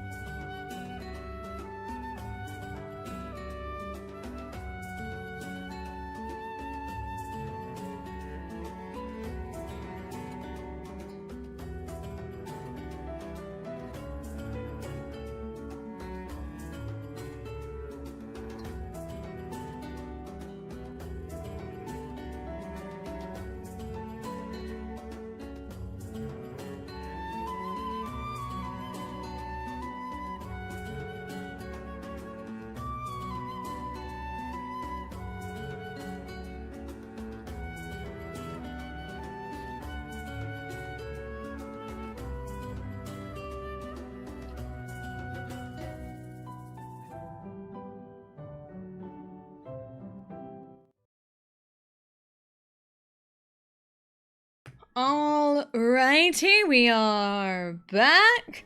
Sorry to cut. We interrupt the Xenoblade music to bring you Mario Party. Yeah, it was Xenoblade music. Hello. Hello, Blue. Hello, hello. Welcome in. Hope you're having a good day. So got back from errands on my phone, gonna lay in bed for a bit. No worries, you are good. You are so good. But yeah, I don't know if anyone's noticed with like the music, because back in December, or like, you know, November, December, when Spotify Wrapped came out, I was really pissed because I was using music from Moose with the Scarf. But also at other times of day, I would listen to, you know, my personal playlist. Nothing out of the ordinary, right? Like nothing to be, it's fine. Like I was listening to my music, like no problem. 1, 2, 3, 4, 5. 1, 2, 3, 4, 5. Everybody in the club, so come on, let's ride. Anyway, like, you know, everything's fine. But then like my most listened to music, my top song was like the very first song that that played on that album that I used on Spotify, because I was using Spotify to play it. And I hated it. Like 4 out of my 5 top songs were off of that album from Moose with the Scarf. And the thing is, I don't listen to that music in my off time. I don't. It was strictly stream only. And also that album was like part of my top albums where it's like, okay, the Spotify algorithm is fucking wildin'. Because even though it's like, hey, here's how many times the song was played, and it said like 160 something, even though I streamed for like 200 something times over the course of last year. So it's like, I can prove that is false. And I know it's not my top album because I never listened to the whole thing ever. I just kept going to the album page.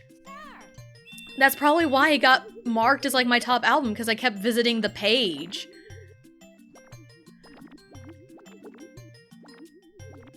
Yeah.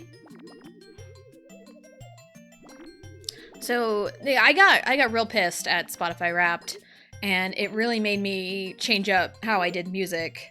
And it's like, well, video game music typically doesn't get flagged, so I tried to find, and it was December, so I'm like, it's December, it's winter, let's find a good wintry mix. So I found some like ice level, snow theme, you know, video game songs on a playlist, and I played that, and then I didn't have access to the video anymore. It's like, oh, video unavailable at like the end of December or something. I was like, oh shit. Or no, I kept it going through January, and then at the end of January it's like, you can't access the video anymore. It's like, well shit, what do I do? Like I had an idea for February, so I found like the thing was like, hey, here's some like cooking songs mixes. And it's like, you know what, the themes, the songs themselves were like, all right, this kind of fits the theme I was going for. Because I was thinking like food theme levels.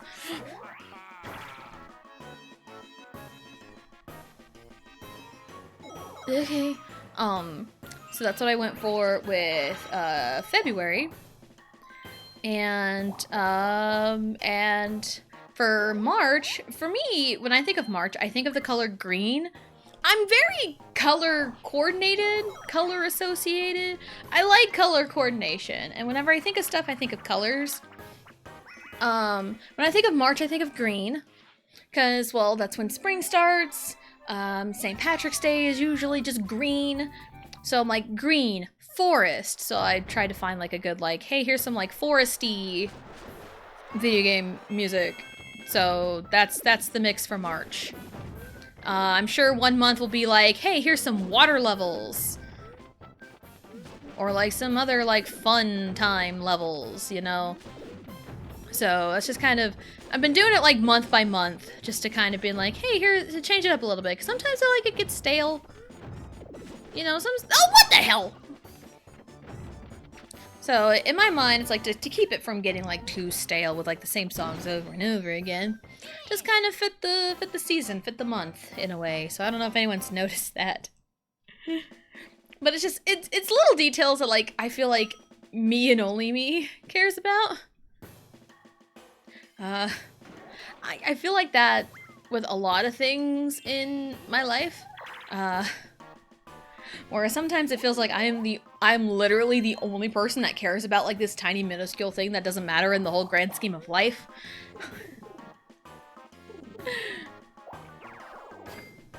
But man, no one is getting that star. Literally nobody is getting that star. It is insane.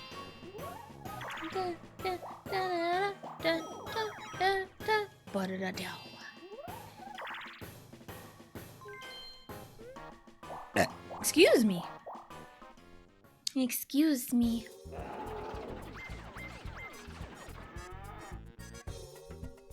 So, yeah, sometimes me caring too much about something has definitely gotten me in trouble. And not like in trouble where it's like, I'm the one in trouble, it's my fault for caring too much. It's more or less like outside influences see me care too much and like, you're doing too much. Because, there was a time, high school, where something happened on the dance team that I wasn't really a fan of. Go in! Yeah, from downtown. And I was really upset about it, and I made a Facebook post about it. And, of course, right? Like, most of my Facebook posts prior to that would never get, like, any traction. Literally no one cared about anything I posted on social media. And this was, like, 2013. Like, 2012, 2013.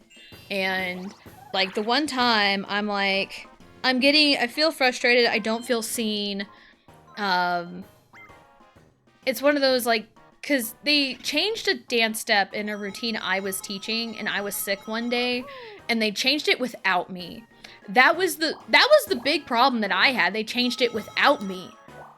So it really felt like they went behind my back. And it's like a step that wasn't really too hard if you worked at it. So that was like one of my problems with like my high school dance team. I was like the best dancer by far, and like no one really tried or put in any effort. So, oh well. But yeah, me caring too much about something that everyone else deemed, oh, it's not worthy of being cared about, that got me into trouble, and it kickstarted a lot of mental problems. Another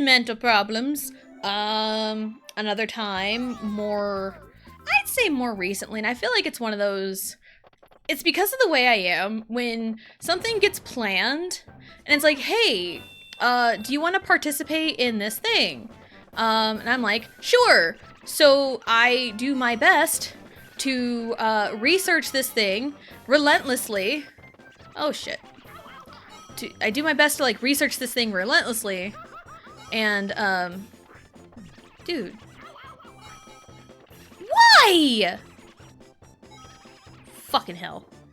Come here, bitch. I do my best to like research this thing relentlessly, and it's like, hey, we want you to participate in like this, this little event that we're doing for racing, Ocarina of Time speedruns. Just example, like a real example. And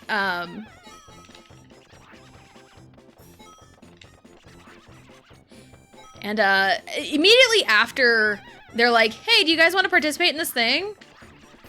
And they're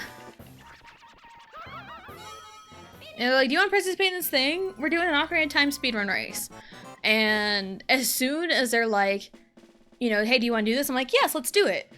Like, immediately, like, the next day, I start, like, digging into, like, Ocarina of Time speedruns, like, literally the next day.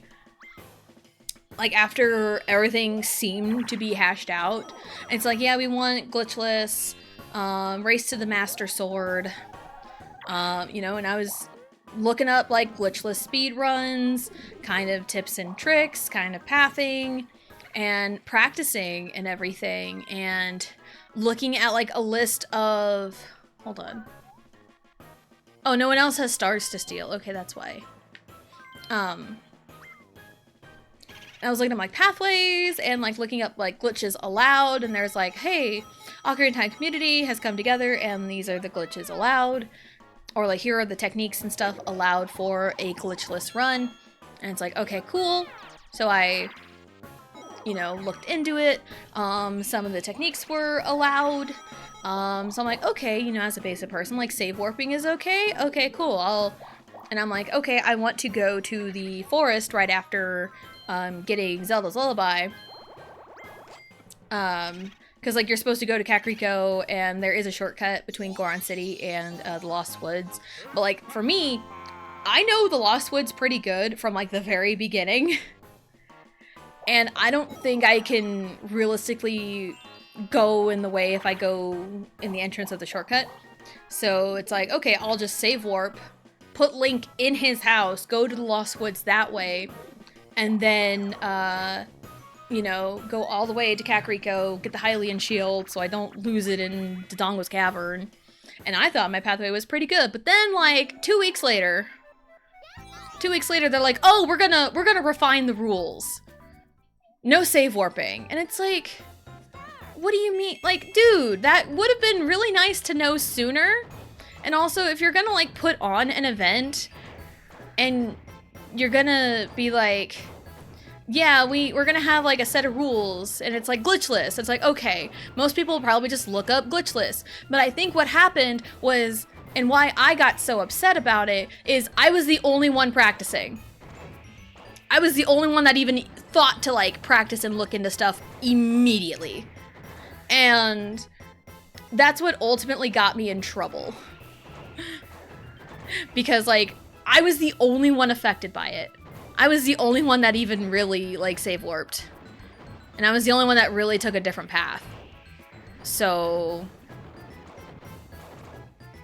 yeah, I was the one that got in quote-unquote trouble about it, and I was, like, really upset, but it's like, I'm not, like, rules are rules, you know, gotta follow the rules, because, like, it's not my event I'm throwing on, so it's like, and it's like, I really wanted to do it, and it sounded like fun, but there was also, like, a lot of behind-the-scenes stuff, and a lot of shit that happened, again, behind the scenes and everything, that was just, you know, a lot of dominoes to fall. Oh my god, is someone gonna get that star finally? I don't care who it is! I just want someone to get that star and free it. Oh, man. But yeah, it's like me caring too much about things has gotten me into a lot of trouble. It's gotten me into a lot of trouble. And going back to, like, the tweet that I saw yesterday about, like, hey, a stream is kind of like your home, in a way.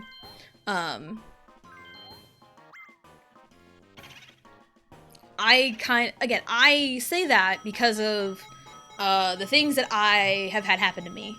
And if I knew then what I know now, things would play out very differently. And there was a couple instances I can think of off the top of my head. One was when someone jumped my case. This ex-friend of mine jumped my case over quote-unquote spoilers. And I say quote-unquote spoilers because all I said was the number of chapters in a game. That's all I said. And they're like, OMG, spoilers.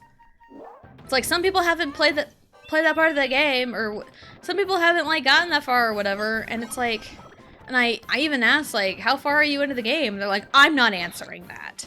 Like, legit. And they never talked to me after that. Never talked to me after that. And the only reason, I feel like the only reason they even bothered to talk to me again was literally the next day my husband wrecked his truck. And I'm like, I don't know what's going on. And it was one of those where it's like, I don't know what's going on. I don't even know how life is gonna go. And I gave them a heads up of what happened because I don't know if it was gonna cause me to pull out of the event or not. So it was one of those. That's the only reason they even talked to me. I'm pretty sure. Because, like, right after the event, crickets. Hardly ever talked to them at all. Popped into their streams every now and then, but, like, no, I didn't really want anything to do with them, honestly. Because of the way they hurt me. And then later, a few months later, I said something in my own stream that they apparently took offense to. Where did it go? Okay. Yeah, I said something in my own stream that apparently they took offense to, And 1, 2, 3, 4. Okay. And they banned me in their chat. They blocked me on Twitch, and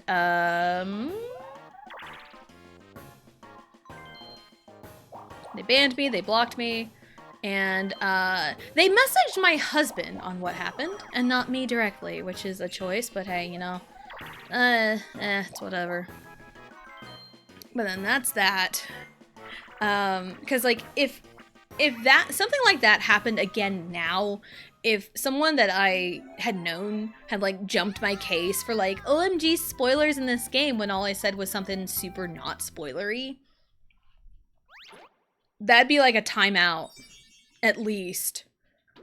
Because it's like, don't get onto my case for something I say in my stream. Like, I'm okay with a little bit of banter, a little bit of back and forth debating, you know, like, that's fine to me. But, like, if like, for me, knowing the number of chapters in a game is not a spoiler.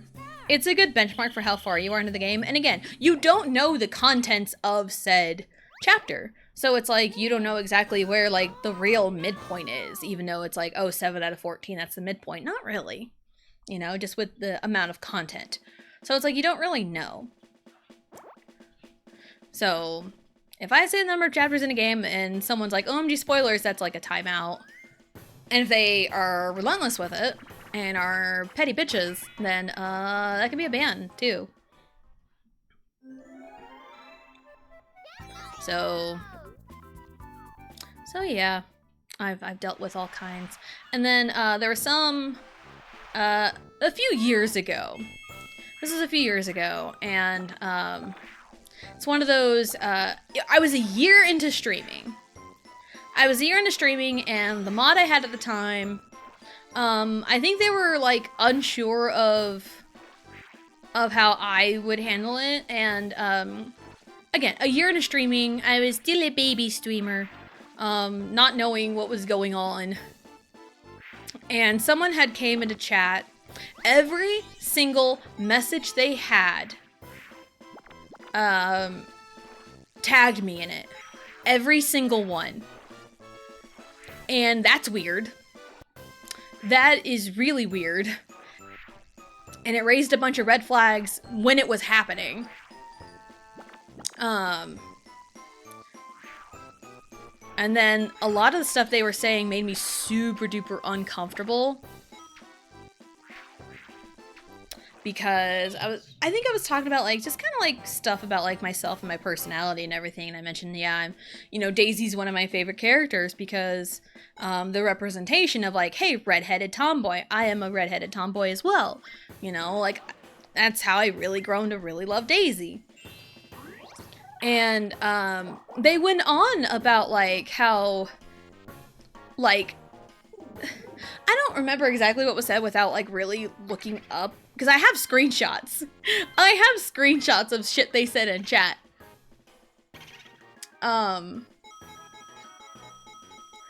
They went on about something about, like, oh, tomboys are, like, super sexy or something. And it's like, dude, what? And they were just talking about, like, wild shit. And, like, wild shit and, like, almost, like, vaguely sexual in a way. And I was super duper uncomfortable. Like, Vegeta wasn't in chat during this time. If he was, bro would have been banned real fast. Okay, good. But, no, the other mod I had at the time probably, like, didn't know where my boundary was, because I don't think they were a mod for too long at the time.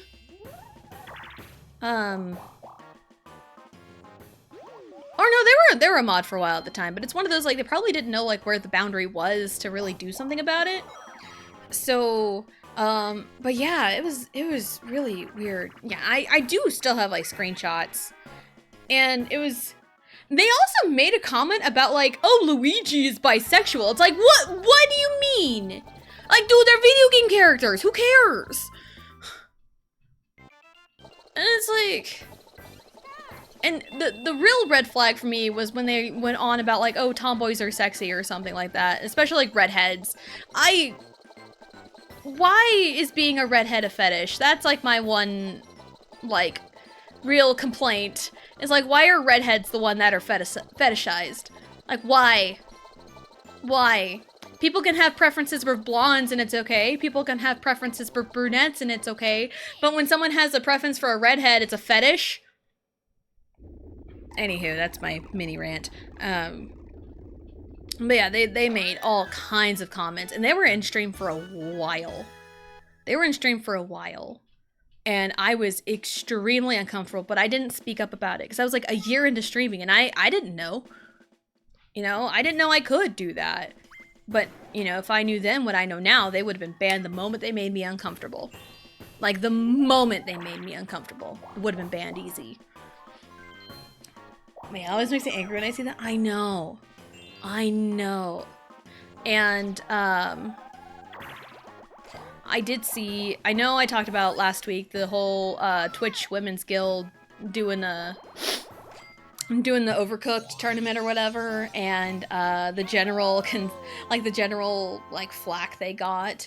It's like, oh my god, you're playing a cooking game on Women's Day. Women belong in the kitchen and stuff like that. It's one of those, like, in an environment like Twitch, they should have expected that they were going to get this reaction. And I think I said it last week too. It's like, if they would have just leaned into the joke, if they would have just flat out leaned into the joke, it would have been fine. You know, in the initial announcement, all they could have said was, hey, women can belong in the kitchen. Watch these amazing women play Overcooked. And it's clearly a joke. Clearly. Of course, some people would have issue with it, but like, it's a joke. Because Psychology 101, if you make fun of yourself, it diminishes the impact of others making the same joke. Because like, if I was like, yeah, I'm a woman, I cook in the kitchen. You know? Am I good at cooking? No, not really. But it's like, you know, if I, make fun of myself, it really diminishes the impact of someone else making fun of me. So that's Psychology 101 right there. And so, like, if they would have just, like, kind of, tongue-in-cheek made fun of themselves, about it, then it would have been fine. And, like, on Sunday, I did poke my head in once, just to kind of see. And they were on follower-only chat, and I still saw specific messages about, oh, women are playing a cooking game on Women's Day? And it's like, where are the mods, bro? Where are the mods here? So it's like,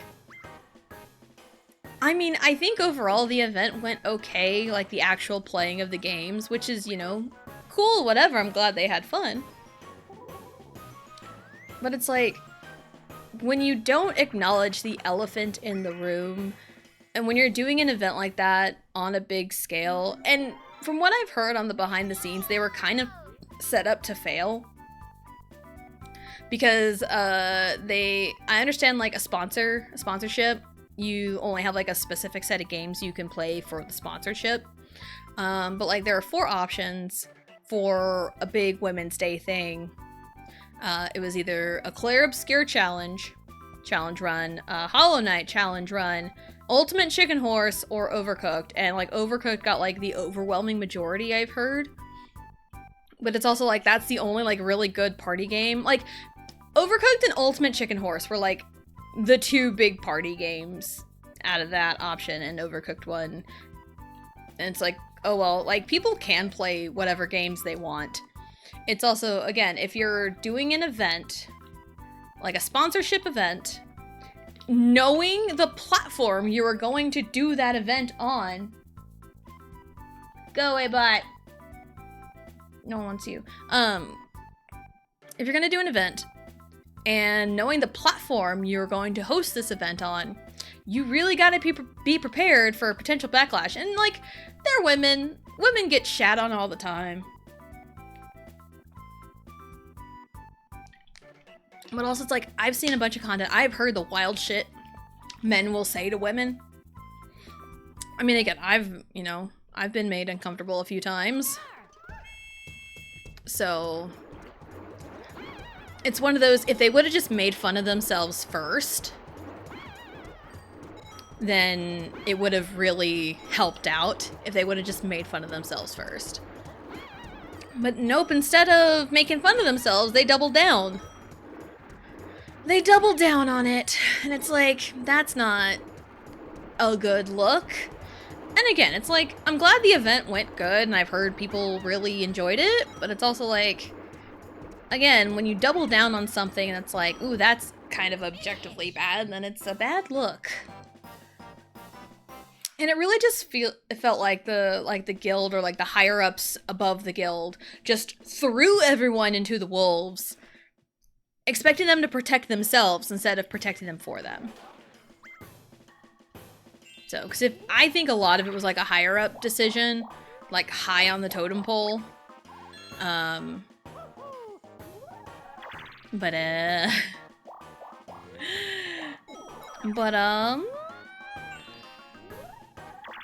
dang it. Really wanted to get the star, not Wario. But yeah, it's like, I think it's like higher on the totem pole decision, and like the low guys kind of got the shaft. And I've seen on Twitter, someone even got kicked out for like voicing their opinion on it.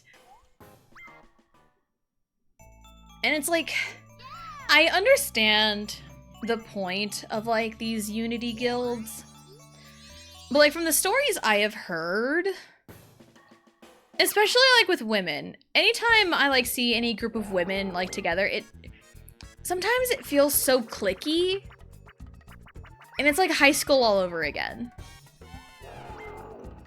So it's like, ugh. And it's like, yeah, I've got awesome friends who are also women, but like, I feel like I'm a fairly good judge of character. So like, the friends that I've kept close, you know, like men and women, it's like, yeah, you're good. You're good. Sometimes I see like groups of women that like just stick together and are so catty towards one another, and it's so like competitive. You get like a bunch of pick-me's together. And it's not fun for anybody. But yeah, it's just, again, like the comments women get sometimes, you know, it's just, it's awful. It's awful. And I've said it before, I'll say it again, it's still Women's History Month, and sure, I want to be known for my own hard work and success. Or like, I want to be successful because of my own hard work, not just because I'm a woman. Because I can still be myself, I can still be entertaining, and like none of what I do changes whether or not I am a man or woman. None of that changes. I play the games I like to play. You know, I do what I do, you know, like nothing changes. Just because I'm, you know, man or woman, doesn't matter. It doesn't matter, so...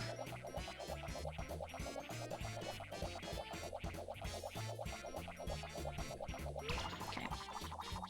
1, 2, 3, 1, 2... Give me your star! The one you just bought. So yeah, that's like my take on women, I guess. I don't know. I feel like I'm allowed to speak on women because I am a woman. So I'm qualified. I've been a woman for 30 years. I'm qualified. I like to think my credentials are pretty top-notch. Especially a woman who has dealt with like the negative effects of stereotyping. Because I had a bunch of family members thinking I was gay just based off of the way I dressed. And I dressed in like baggy basketball shorts and t-shirts and because like that was the only like real clothes that really fit me and suited me, that I really wanted to wear, that wasn't like forced on me. Because like, yeah, my mom cared a lot about like looks and appearances and tried to like squeeze me into like jeans that I was uncomfortable in. So, yeah, I dressed in a lot of like baggy clothes and stuff when I was like, you know, like in a teenager, I guess. So, yeah, I got people. I don't know about school, don't really care. I just kept to myself a lot in school. But like, I know my family, because they were very vocal about it. They thought I was gay because of the way I dressed and the lack of boyfriend. It's like, dude, I'm 15. Like, I'd be 14, 15. Like, I got my first boyfriend when I was like 15, like a month before I turned 16. But like, I'd be like 14, 15, early 15-year-old. And, you know, dressing in like baggy basketball shorts and like, you know, baggy t-shirts. I got it. Yeah, I dressed like that, and like I didn't have a boyfriend at 14. Finish. Baggy shorts, baggy shirts, or even like kind of tighter fitting shirts. You know, sometimes I wear tight fitting shirts and the baggy shorts. That was kind of my look in a way. And my family thought I was gay just based off of that and the lack of boyfriend. It's like, dude, no one fucking cares about me at school. Like, I'm 14. Yeah, I know it's okay for, like, you know, teenagers to date and whatnot. I know it's okay. But, like, there's no one here that even wants to look at me properly. Like, come on. So, yeah, I faced a lot of that stereotyping, and I remember, I think it was like one of my brother's ex-girlfriends that said straight up, "I didn't think you existed. We all thought Tessa was gay. We all thought she was a lesbian." And it pissed me off, because it was right in front of me. It's like, dude, why would you say that to someone you, like, just met for the first time? And then it's like, that became like the joke for a long while. That became the joke. Let's do it from Mario. And it was like the joke, like, oh, Tessa's gay, whatever. It became a joke for a long time. A long time. And, I remember, I started therapy when I was like in college, first year of college, because I wrote some concerning notes that worried my teacher.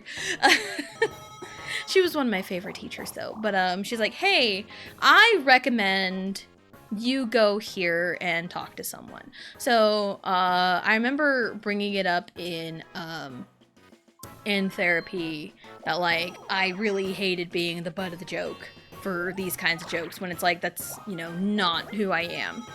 You know, it's like, I hate these kinds of jokes. And, you know, they kind of urge me, it's like, it's okay to speak up and defend yourself. If you don't like something, bring it up. So the next time I thought about it, I think it was at Christmas that year, a joke was made and I pulled that person aside. It's like, hey, I don't really like these jokes. Can you please stop? And they said, oh my gosh, I'm so sorry, you know, I won't make those jokes again. And they didn't. They found something else to joke about, which you know, was totally fine. Because, like, I don't mind being joked about, you know, I don't mind that. It's just when something is, like, factually untrue, and it just continues to be a joke, it gets hurtful. Like, ginger jokes, right? Make them. I don't care. I've heard it all. But it's like, yeah, I have red in my hair. You know, I've heard those jokes. It's fine because I am a redhead. But it's like, don't joke about anyone's sexuality without knowing for sure. You know? That's why I don't really like when I see content on TikTok just going off of people's appearances, like, oh yeah, they're gay, for sure. And it's like, it's okay to, like, you know, do a little bit of digging, because sometimes you see stuff, but it's like, at face value, sometimes it's like, it's not okay. So, disagree with identifying gay with interest fashions, not always the case. Exactly, and that was how I always felt growing up. So, and I, again, was the butt of the joke for a long time because of that. So, yeah, I was the butt of the joke for a long time because of stuff like that. And it's like, yeah, I was very tomboyish. I am still fairly tomboyish. This way. What's up, Bowser? So it's like, yeah, I like video games. I like sports. I don't like fancy schmancy dresses. And it's like, I never minded wearing dresses. It's just, it's gotta be the right occasion for it. And yes, I will wear shorts under those dresses. I hate not wearing anything underneath dresses. It bugs me. What the fuck? Bitch. I worked hard to get that. But, yeah, it's like, I don't mind wearing dresses. I mean, hey, we have the fancy costume change on right now, and it's a fancy dress, so it's like, I don't mind. Again, it's gotta be the right occasion. It's like, to just casually dress up, would I rather wear, like, a nice shirt and pants? Yes. But, like, if the occasion calls for it, of course I wear a dress. Nothing wrong with it.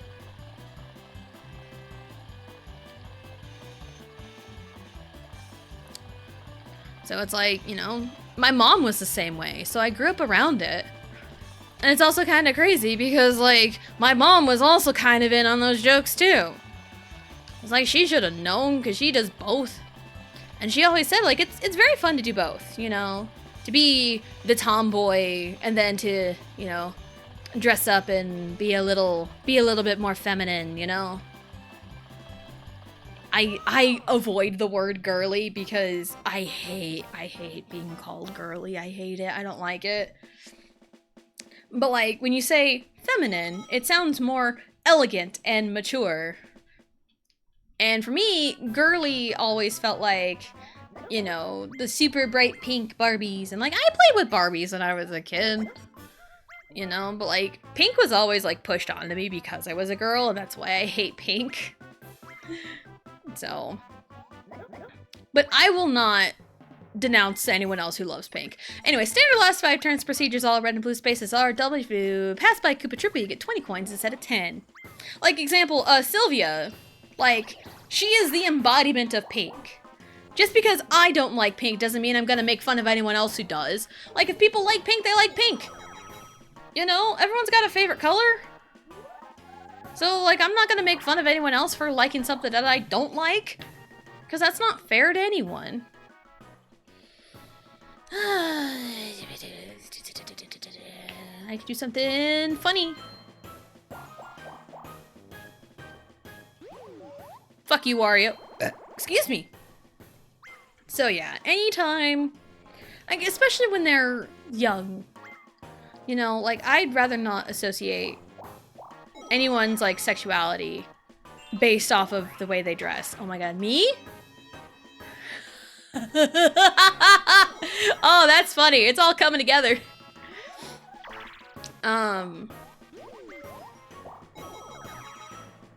Yeah, I wouldn't assume anyone's, like, sexuality just based off of the way they dress, especially when they're, like, a teenager. Because, like, when you're a teenager, you're still trying to find your own style. You're still trying to discover yourself. Hell, even, like, young adults still try to discover themselves. So it's like, and, like, one of the first ways of self-expression is the way they dress. And it's like, I understand people coming to that conclusion about, like, oh, the way you dress represents who you are. If you dress gay, you are gay. No, not really. Not always the case. My god, Mario, leave me alone. But,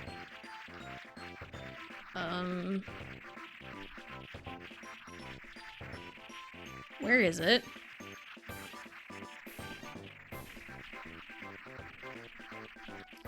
Where is it?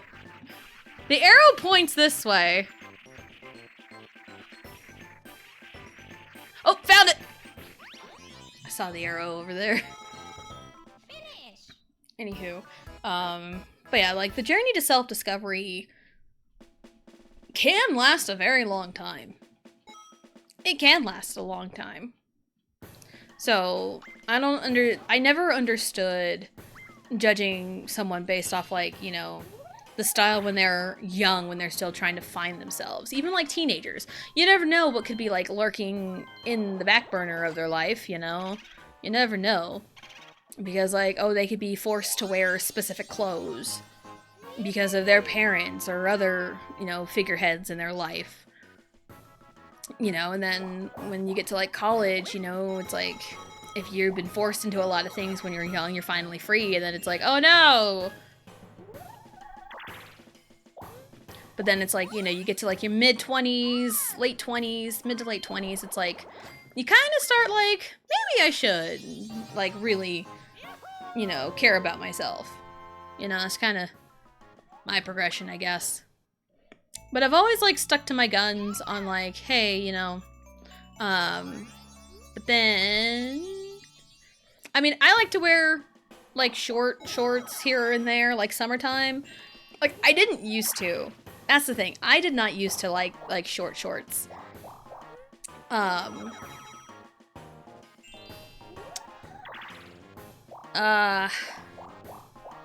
didn't start, like, wearing short shorts until, like, my first year in college, like, springtime. Because I think I was home during spring break? Or before that? I don't remember. I was home one time, and I was looking through, like, my sister's old clothes. And I had found some old jean shorts that she had. And by that point in my life, I was smaller than my sister. And her old clothes fit me. And she had gained a lot of weight from medicine she was prescribed for her autism. I think, like, for, you know, her mental health stuff. She was prescribed medicine, and one of the side effects was weight gain. And so she gained a lot of weight. And it's like one of those, like, her old clothes are not gonna fit her. So it's like, I'll just take them. And they've just been sitting at home for a while, so it's like, sure, why not? And I took them, and they fit, and I really liked wearing them, so I kind of kept up the style. So anytime it's like, hey, here's some, like, short shorts for the summer, sure. Because I like wearing shorts. They're comfy and easy to wear. Throwing it back old school. Morrow.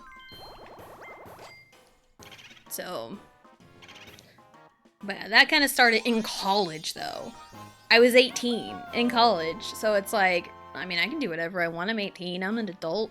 I'm a baby adult, but I'm an adult. So, again, the journey to self-discovery. So it's like, I've tried a lot of, like, different things, and, you know, I've dealt with a lot of appearance changes, you know, body image issues. Like, that has always stuck with me, even from childhood. So, but yeah, the journey to self-discovery and, like, self-love can be a very lengthy one. It can definitely be a lengthy one. But also, if you're going, my thought is, like, I judge people all the time, but, like, when I judge people, they're in my head. I keep those thoughts to myself. And I see it a lot on the internet because it's like, oh, I'm hiding behind a screen, they won't know. But it's like, sometimes you don't have to make a comment. People don't remember, like your classic preschool rules. Like grade school. Like, if you don't have anything nice to say, don't say it at all.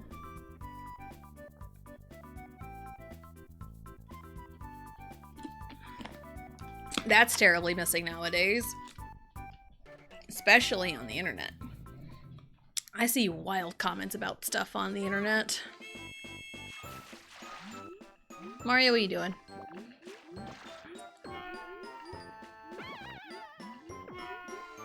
Yeah, treat others the way you want to be treated. And if you don't have anything nice to say, don't say it at all. Those are like the two major rules of stuff. And like, we need those rules now more than ever. No, mine. Bloop. That went a lot faster than the last time.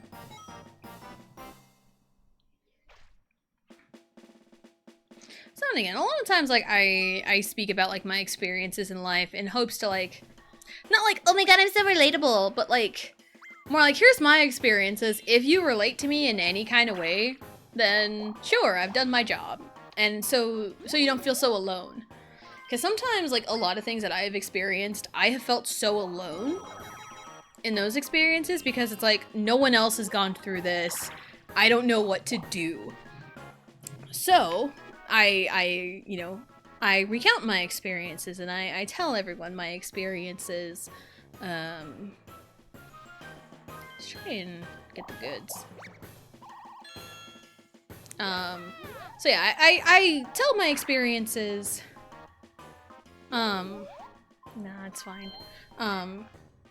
In hopes that, you know, someone else can, like, either find it relatable or not feel so alone in their journey that sounds similar to mine. Because, like, again, being made fun of by the way they look, that can be literally anybody. Or, like, the way they dress, the way they look, that could be anybody. You know, anyone can go through that. So, sometimes it's like, when I, like, see other people, it's like, I'm the only one that's experienced this as far, you know, to my knowledge. So I tell my experiences in hopes that someone else can relate in a way. Like, losing all your money to Bowser, that's a great time to have. What a time. What a time. So, yeah. Like, my experiences with friendships and going sour. Because, like, again, I was very tomboyish growing up. I had more male friends in high school. And just kind of in general, I always felt like my personality was a little bit more fit for, like, you know, male friends. But, like, there are some female friends that I have had that mesh pretty well, but it's gotta be, like, on the same wavelength. Like, an example, recent example, Blue is, like, my best friend. And also it's like, we're on the same wavelength on a lot of things and had similar experiences, so it's like we get each other. Most other girls I grew up around, no, didn't really get me at all. Did not. So, and also, like, growing up in a small town, you're limited on the amount of people around you. You are very limited. So, a lot of people around me just did not understand me. So, but now I've, you know, talked to some more people, and there are more, you know, women like me in ways, or like on the same wavelength. So it's like, hey, friendships can happen.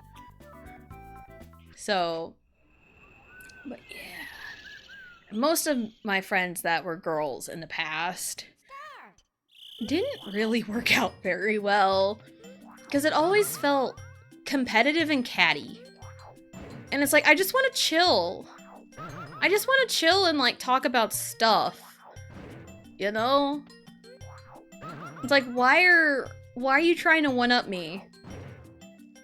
And why are you trying to go behind my back and stabbing it? Like, why? Blue has a single brain cell wavelength. Yes. Like, like the one Portal stream I titled 2 Girls, 1 Brain Cell. That was what? Last year? Was that last year? 2 years ago. Last year. No, that was last year. Right? I think it was last year. 1, 2, 3, 4, 5, 6. Oh, it's impossible. And I also don't have money. Because my money's gone. Yeah, because I think that was like one of my best stream titles ever, was 2 Girls, 1 Brain Cell, when we both played Portal.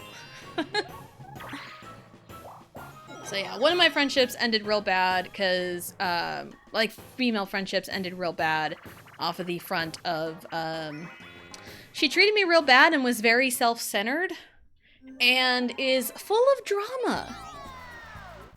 Like, she is the drama. It's always the ones that are like, oh my god, like, women are so dramatic. I'm better off being friends with guys because women are so dramatic. Well, it's like if every woman you have ever been friends with is dramatic, then maybe you should look in a mirror. The common denominator is you, babe. Hello? Like, time is a lie. It really is. Time is such a lie.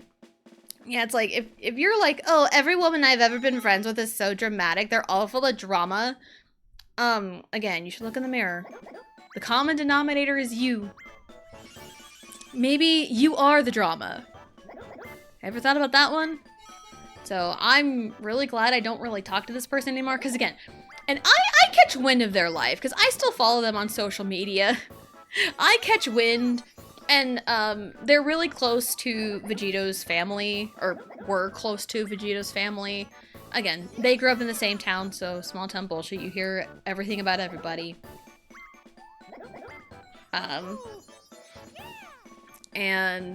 So I still catch wind of their life, and it's like, I'm honestly really glad I'm not associated with them anymore. I don't really talk to them anymore, because they are still full of drama. And the other female friendship, kind of the same way, stabbed me in the back, because I had said something she did not like.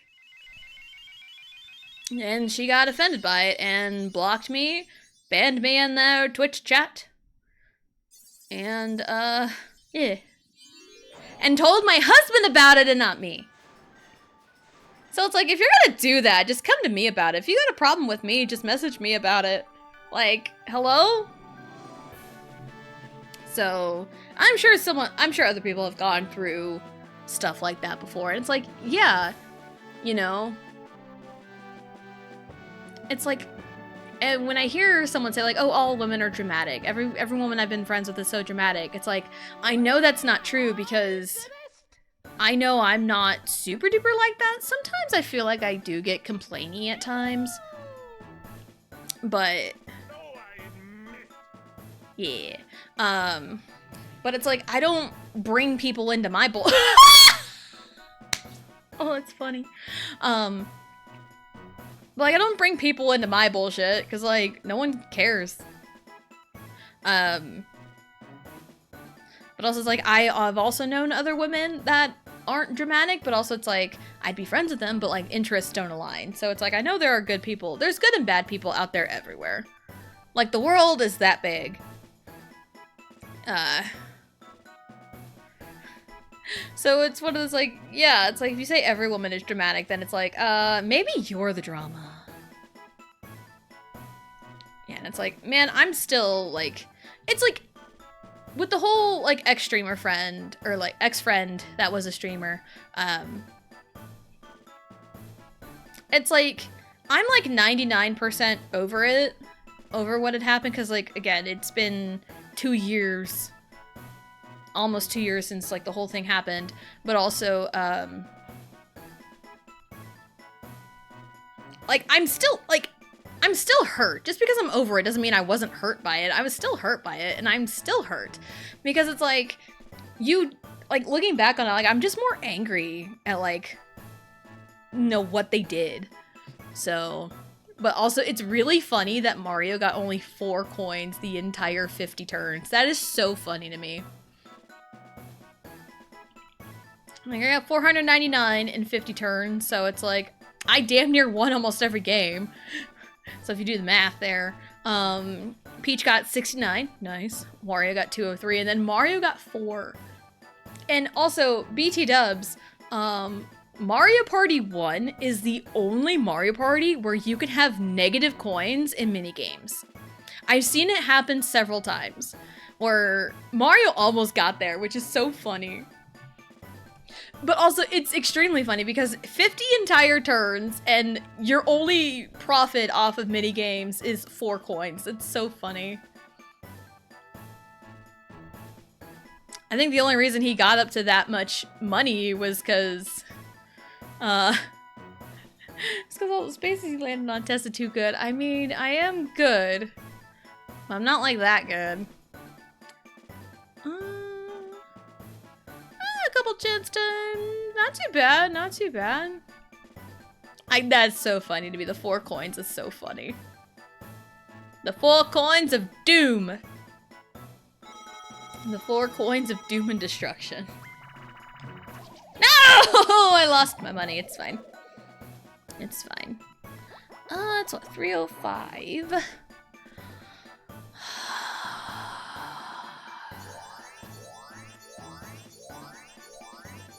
It's 305. I mean, I think there is time if I wanted to do like a 10-turn minigame stadium.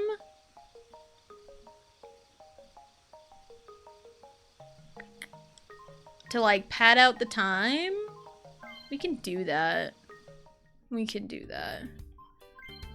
It's like we can do 10 turns here, so it's not a big deal. It's just minigames, so it's like it's really not a big deal.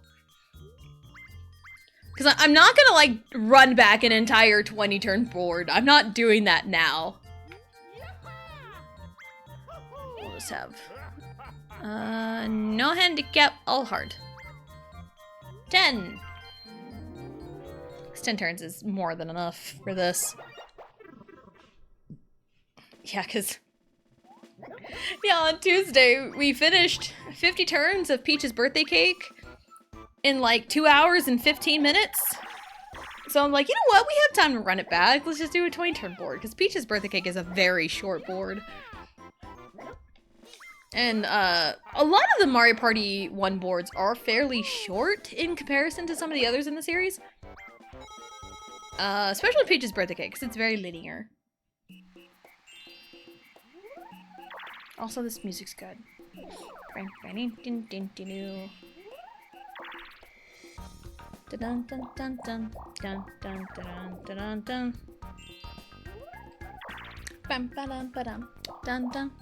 I also know, I know Blue's supposed to be doing a Xenoblade marathon, which I'm excited. Also, as someone who has played Xenoblade and know the games, and again, this just kind of goes into like any streamer I watch, and I'm sure I am like this with a lot of other people too.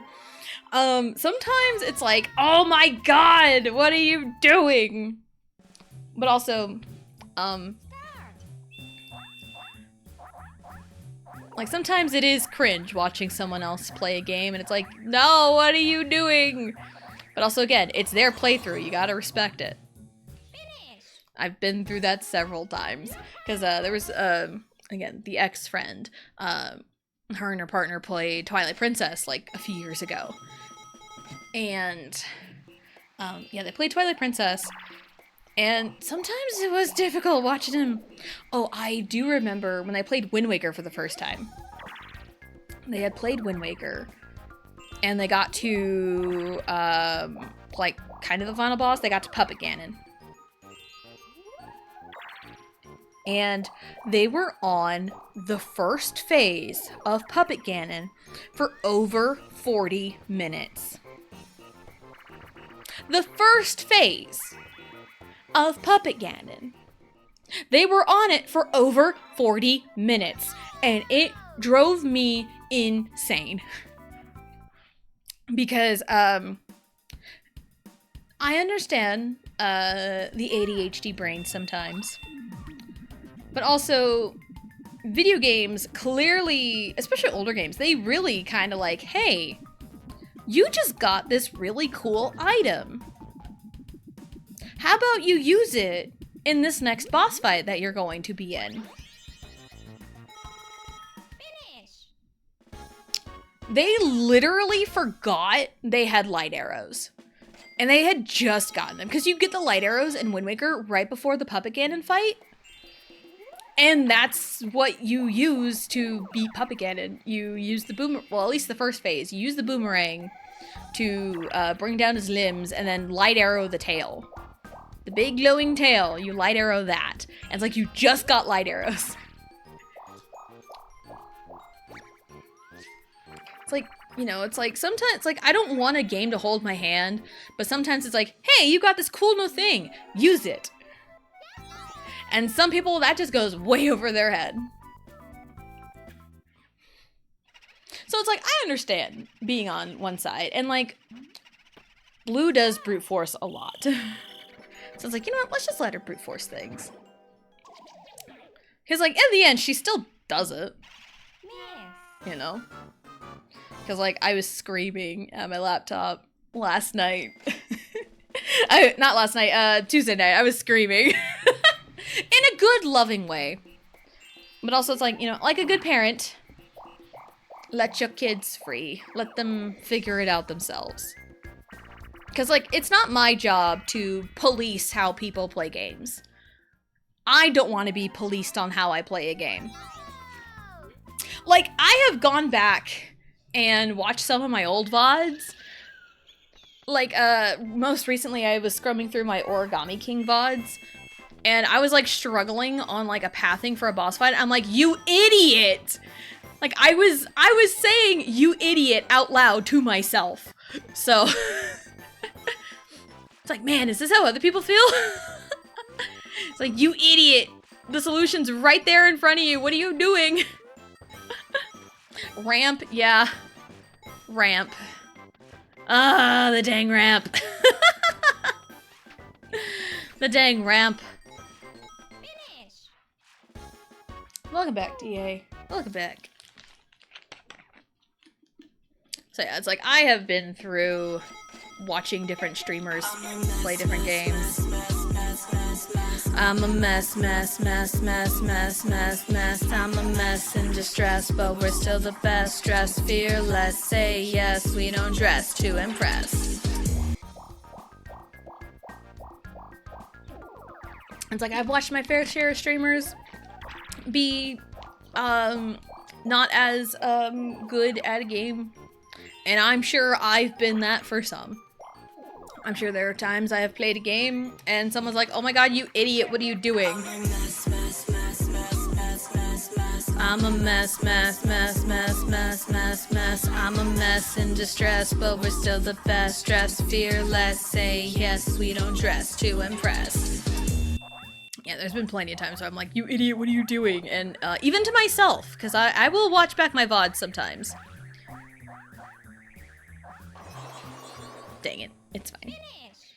So, yeah, I've done that with a lot of different people. Like, I've done it with myself, I've done it with Blue, I've done it to some other streamers I have watched. Like, even, you know, the ex-friend that I've had that spent like 40 minutes on Puppet Ganon, on the first phase of Puppet Ganon. And I also feel like when they played Twilight Princess, they didn't know they were at the end of the game.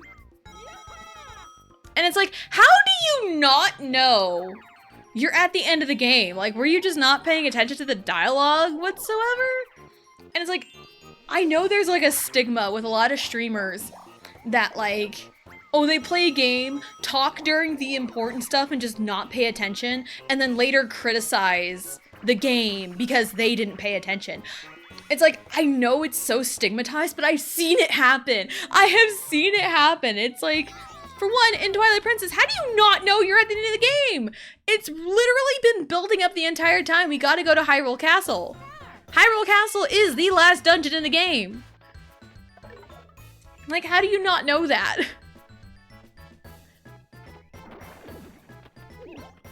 Bleh. Light bleh.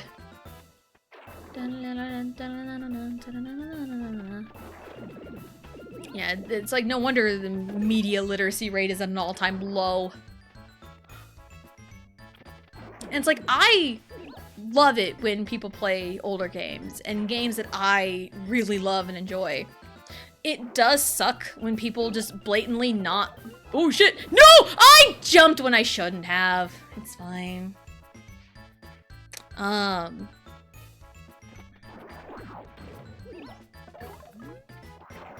It's like, I love it when people play games that I love and know pretty well. But again, it's like, gotta let them play the way they do it. But also there comes a point when it's like, if they're just blatantly not paying attention and criticize the game over their own mistakes, that's on them. Because like, if it's one, media literacy, you gotta take time to fucking read sometimes. Because like, a lot of older games didn't have voice acting at all. So it's like, you gotta actually freaking read. And you gotta understand what you're reading. That's a big thing. Comprehension is a big thing. It's like, sometimes you can read the words, but understanding them is another part of the story. Could be me not knowing if I'm at the end of the game. Usually it's like, hey, this is the end of the game. And it like, the story will build towards the end of the game. Like TTYD, the 1,000-Year Door, it's in the fucking title. It'd be like if someone went through the entirety of 1,000-Year Door and they were in the depths of the Palace of Shadow and didn't know they were in the last chapter of the game. It's like, are you serious? The entire game has been leading up to the 1,000-Year Door and you're finally in the door. Like, how do you not know this is like the finale? Like, be for real. It would be just like that. Like, how do people really not know? It's crazy. Or the point of no return. Yeah, usually most games nowadays are like, hey, this is a point of no return. Most JRPGs do that. It's like, hey, you go beyond here, there's no going back. It's like, okay, cool, that's the point of no return. That's usually pretty cut and dry. And I know a lot of older games, you know, don't have that. Like, again, TTYD is the example. But it's like, the entire game is building up to a specific point, and it's on you, the player, to understand what is going on in the story. So it drove me nuts when I saw these people not know they were in the end of the game in Twilight Princess. And it's like, it's super obvious because Zelda's there, and once you go there after Midna's Lament, you know, Midna's Desperate Hour, you gotta take the Midna to the Midna store. They always do this.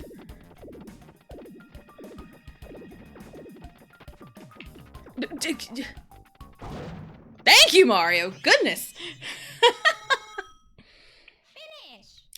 But yeah, like, Twilight Princess has been, would build, because, like, Zelda's there, and it's like, the whole point is, like, we need to rescue Zelda, and it's like, oh, hey, you know, they've taken over Hyrule Castle, the big bad, who, Zant has been built up to be the big bad, until you figure out, oh, hey, it's actually Ganon. It's actually Ganondorf. But still, you know, the whole game has been leading up to, like, going back to Hyrule Castle and saving Zelda.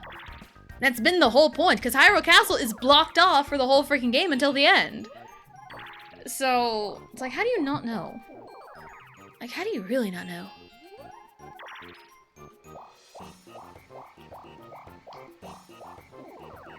So, it's just... And again, the trope, the stereotype is like, oh, streamers just talk too much during the cutscenes and pay attention. That's why I stay mostly silent during the cutscenes. Unless I, like, know the game really well and can't explain it later. So that's why I'm, like, mostly silent during cutscenes and, like, big JRPGs. Or I do like games that don't have dialogue, don't have, like, actual voice acting dialogue, and, will read. Because I do really well with reading out loud. What? The fuck? I retain more information for myself if I read it out loud. That's a me thing. 100% a me thing. I know myself very well that way.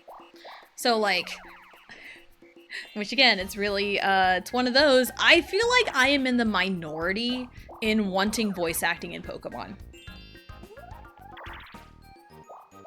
Because a lot of these dude bro Pokemon players don't know how to fucking read. They don't know how to read, they don't know comprehension. I'm sure some people will say Scarlet and Violet didn't have a good story, and it's like, bro, did you even read? Did you even read? Like, did we play the same game? Because, like, I love reading out loud. Like, not being, like, called on popcorn reading style, but, like, I love reading out loud and doing voices and stuff. I love doing that. And also, reading out loud is how I retain information best.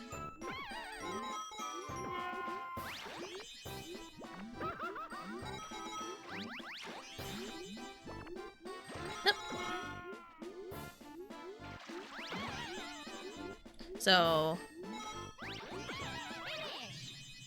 yeah, I feel like I'm really in the minority on wanting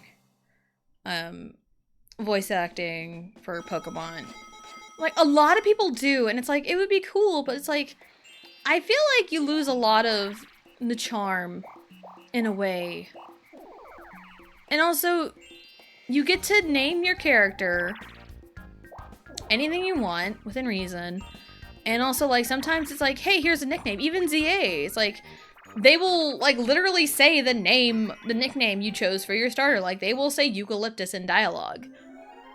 So, it's like, with all of that, it's like, how do they skirt around that? I know, sometimes they do, because, Final Fantasy X, you get to name your party whatever, and there's voice acting there, but, like, they don't say Tidus's name out loud at all once. Speed read, that's a you thing. Also, hello, Vegito. Hello, welcome in. Hope you're having a good day. But yeah, like, that's a you thing. You know how to speed read. But also, your big thing is, like, you can speed read and comprehend. Some people just don't know how to comprehend.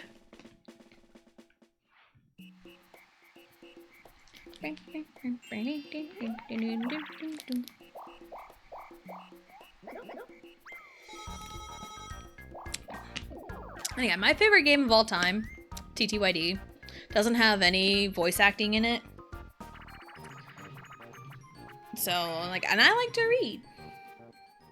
I like to read, and it's a total me thing. It's like, I am well aware I am in the minority of wanting voice acting in Pokemon. I'm well aware of that. My stance is I like to read out loud, and I like to do voices, and I retain a lot of information for, reading out loud. And also, I get to control the pace in which I intake information. If there's, like, a full voice-acted cutscene, if I miss something, it's game over. If I miss something, it is game over. I need to, like, what happened? There's been times I have done that, and in Final Fantasy 16 as a recent example, it's like, what? Like, huh?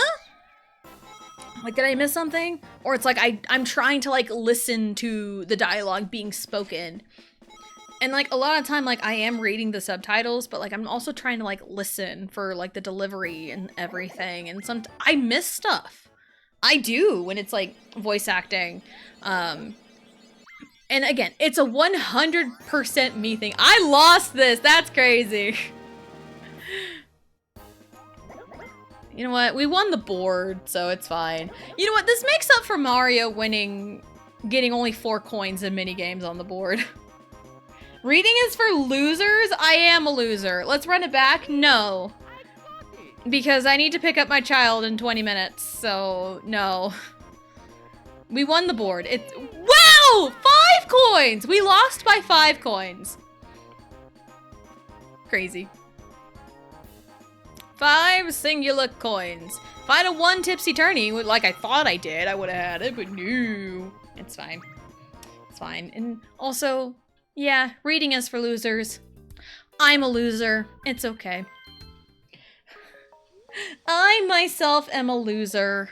I'm going to snooze ads just in case. But that'll be it for today. So bought some strategy guides for a couple DS games. Nice, nice. I'm not like a big strategy guide person. I think they are neat to collect because we have a handful of strategy guides. We have a handful of them. So yeah, that's neat. So schedule for like tomorrow. I do have something planned for tomorrow. It's not ZA, and I kind of talked about it in Discord because I kind of opened up the question. So I do have something planned for tomorrow and for the short for the short term. Yeah, for the short term, Wednesday, Friday slot, I do have something prepared for that. I don't know how long that'll be, but also I do have something in mind for after that. So it's kind of I kind of mentioned in the Discord, kind of not. So it's like so yeah, I've got something planned for the short term. So that'll start tomorrow. I think it'll be fun. I'm excited. So that'll be like Wednesday, Friday. We'll see how it goes. And then I do have an idea planned for after that, whenever we want to start that. So I'm excited. We don't have a handful. I have a handful. What did I say? Did I say something? I don't know what I said. Oh, what do you mean you? It's in our possession. It's in our possession because we're married. The best I got is like the instruction booklets from like N64 games. So, I got 6. I'm gonna put some use when I play them. Nice, nice. So yeah, we got something nice tomorrow. Something to give me food? No, they were mine first. There are some we bought together. I mean, we have Sun and Moon. We have Sun and Moon, and we have like Xenoblade. We have like a Xenoblade art book. And we also have Conquer's Bad Fur Day that we found at like a flea market or something. So it's like we have some that we bought together. So I know there are some that are yours. But also we bought Sun and Moon together. I remember buying it at GameStop. You. But also tomorrow.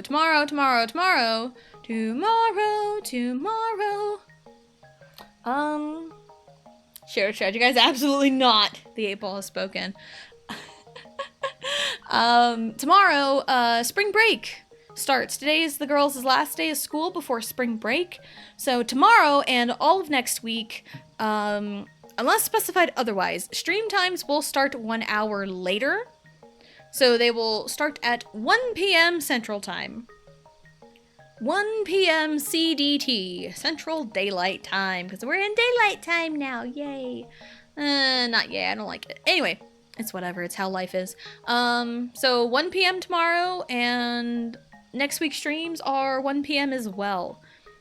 So yeah, it's gonna be real fun. I'm excited for what we've got in store, because it's one of those, it's like, I don't want to give up on ZA, but it's one of those, it is a slog. I've played it for a long time. So, I mean, I might kind of play it on my own off stream and just kind of finish up a lot of the DLC stuff, because it is fun. But also, it's like, a lot of the fun is a lot of people finding shinies, and I haven't found a single shiny, and it just kind of makes it kind of boring to me. So, but also, it's my stream, I can do whatever I want. So, we're gonna change course. We're gonna take the scenic route, and gonna play something fun tomorrow. Alright. So, there's our question of the day. Listening to any new music? I wanted to talk about this today, but I never got around to it.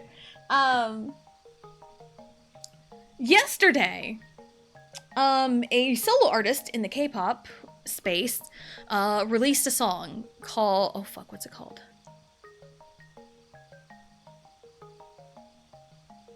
Shit, I don't remember what it's called. Catch Catch, that's what it is. Catch Catch is the name of the song. Her name is Yena.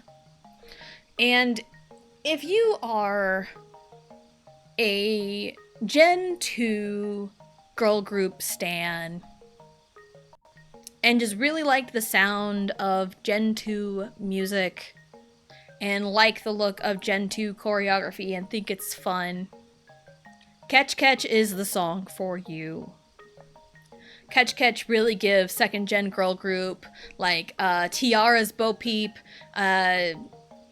even Orange Caramel. It gives that vibe, and I've been listening to it like most of the day today, so it's really catchy. And it checks off all of the Gen 2 boxes. So if you have not really been a fan of current K-pop and a lot of recent releases, check out Yena's Catch Catch. You won't be disappointed, I promise. So if, again, if you like the Gen 2, the second gen girl group sound, like, again, Tiara, Bo Peep, or even like Orange Caramel, you will like Catch Catch. It is in like that same vein. So I recommend it. And I think I retweeted it, so it is time, Blue must go. We'll see you in like literally a second. We'll see you. And I'm also a mod in Blue's chat for potential Xenoblade spoilers and rudeness. So I won't be taking any bullshit. So we're gonna go raid Royal Blue.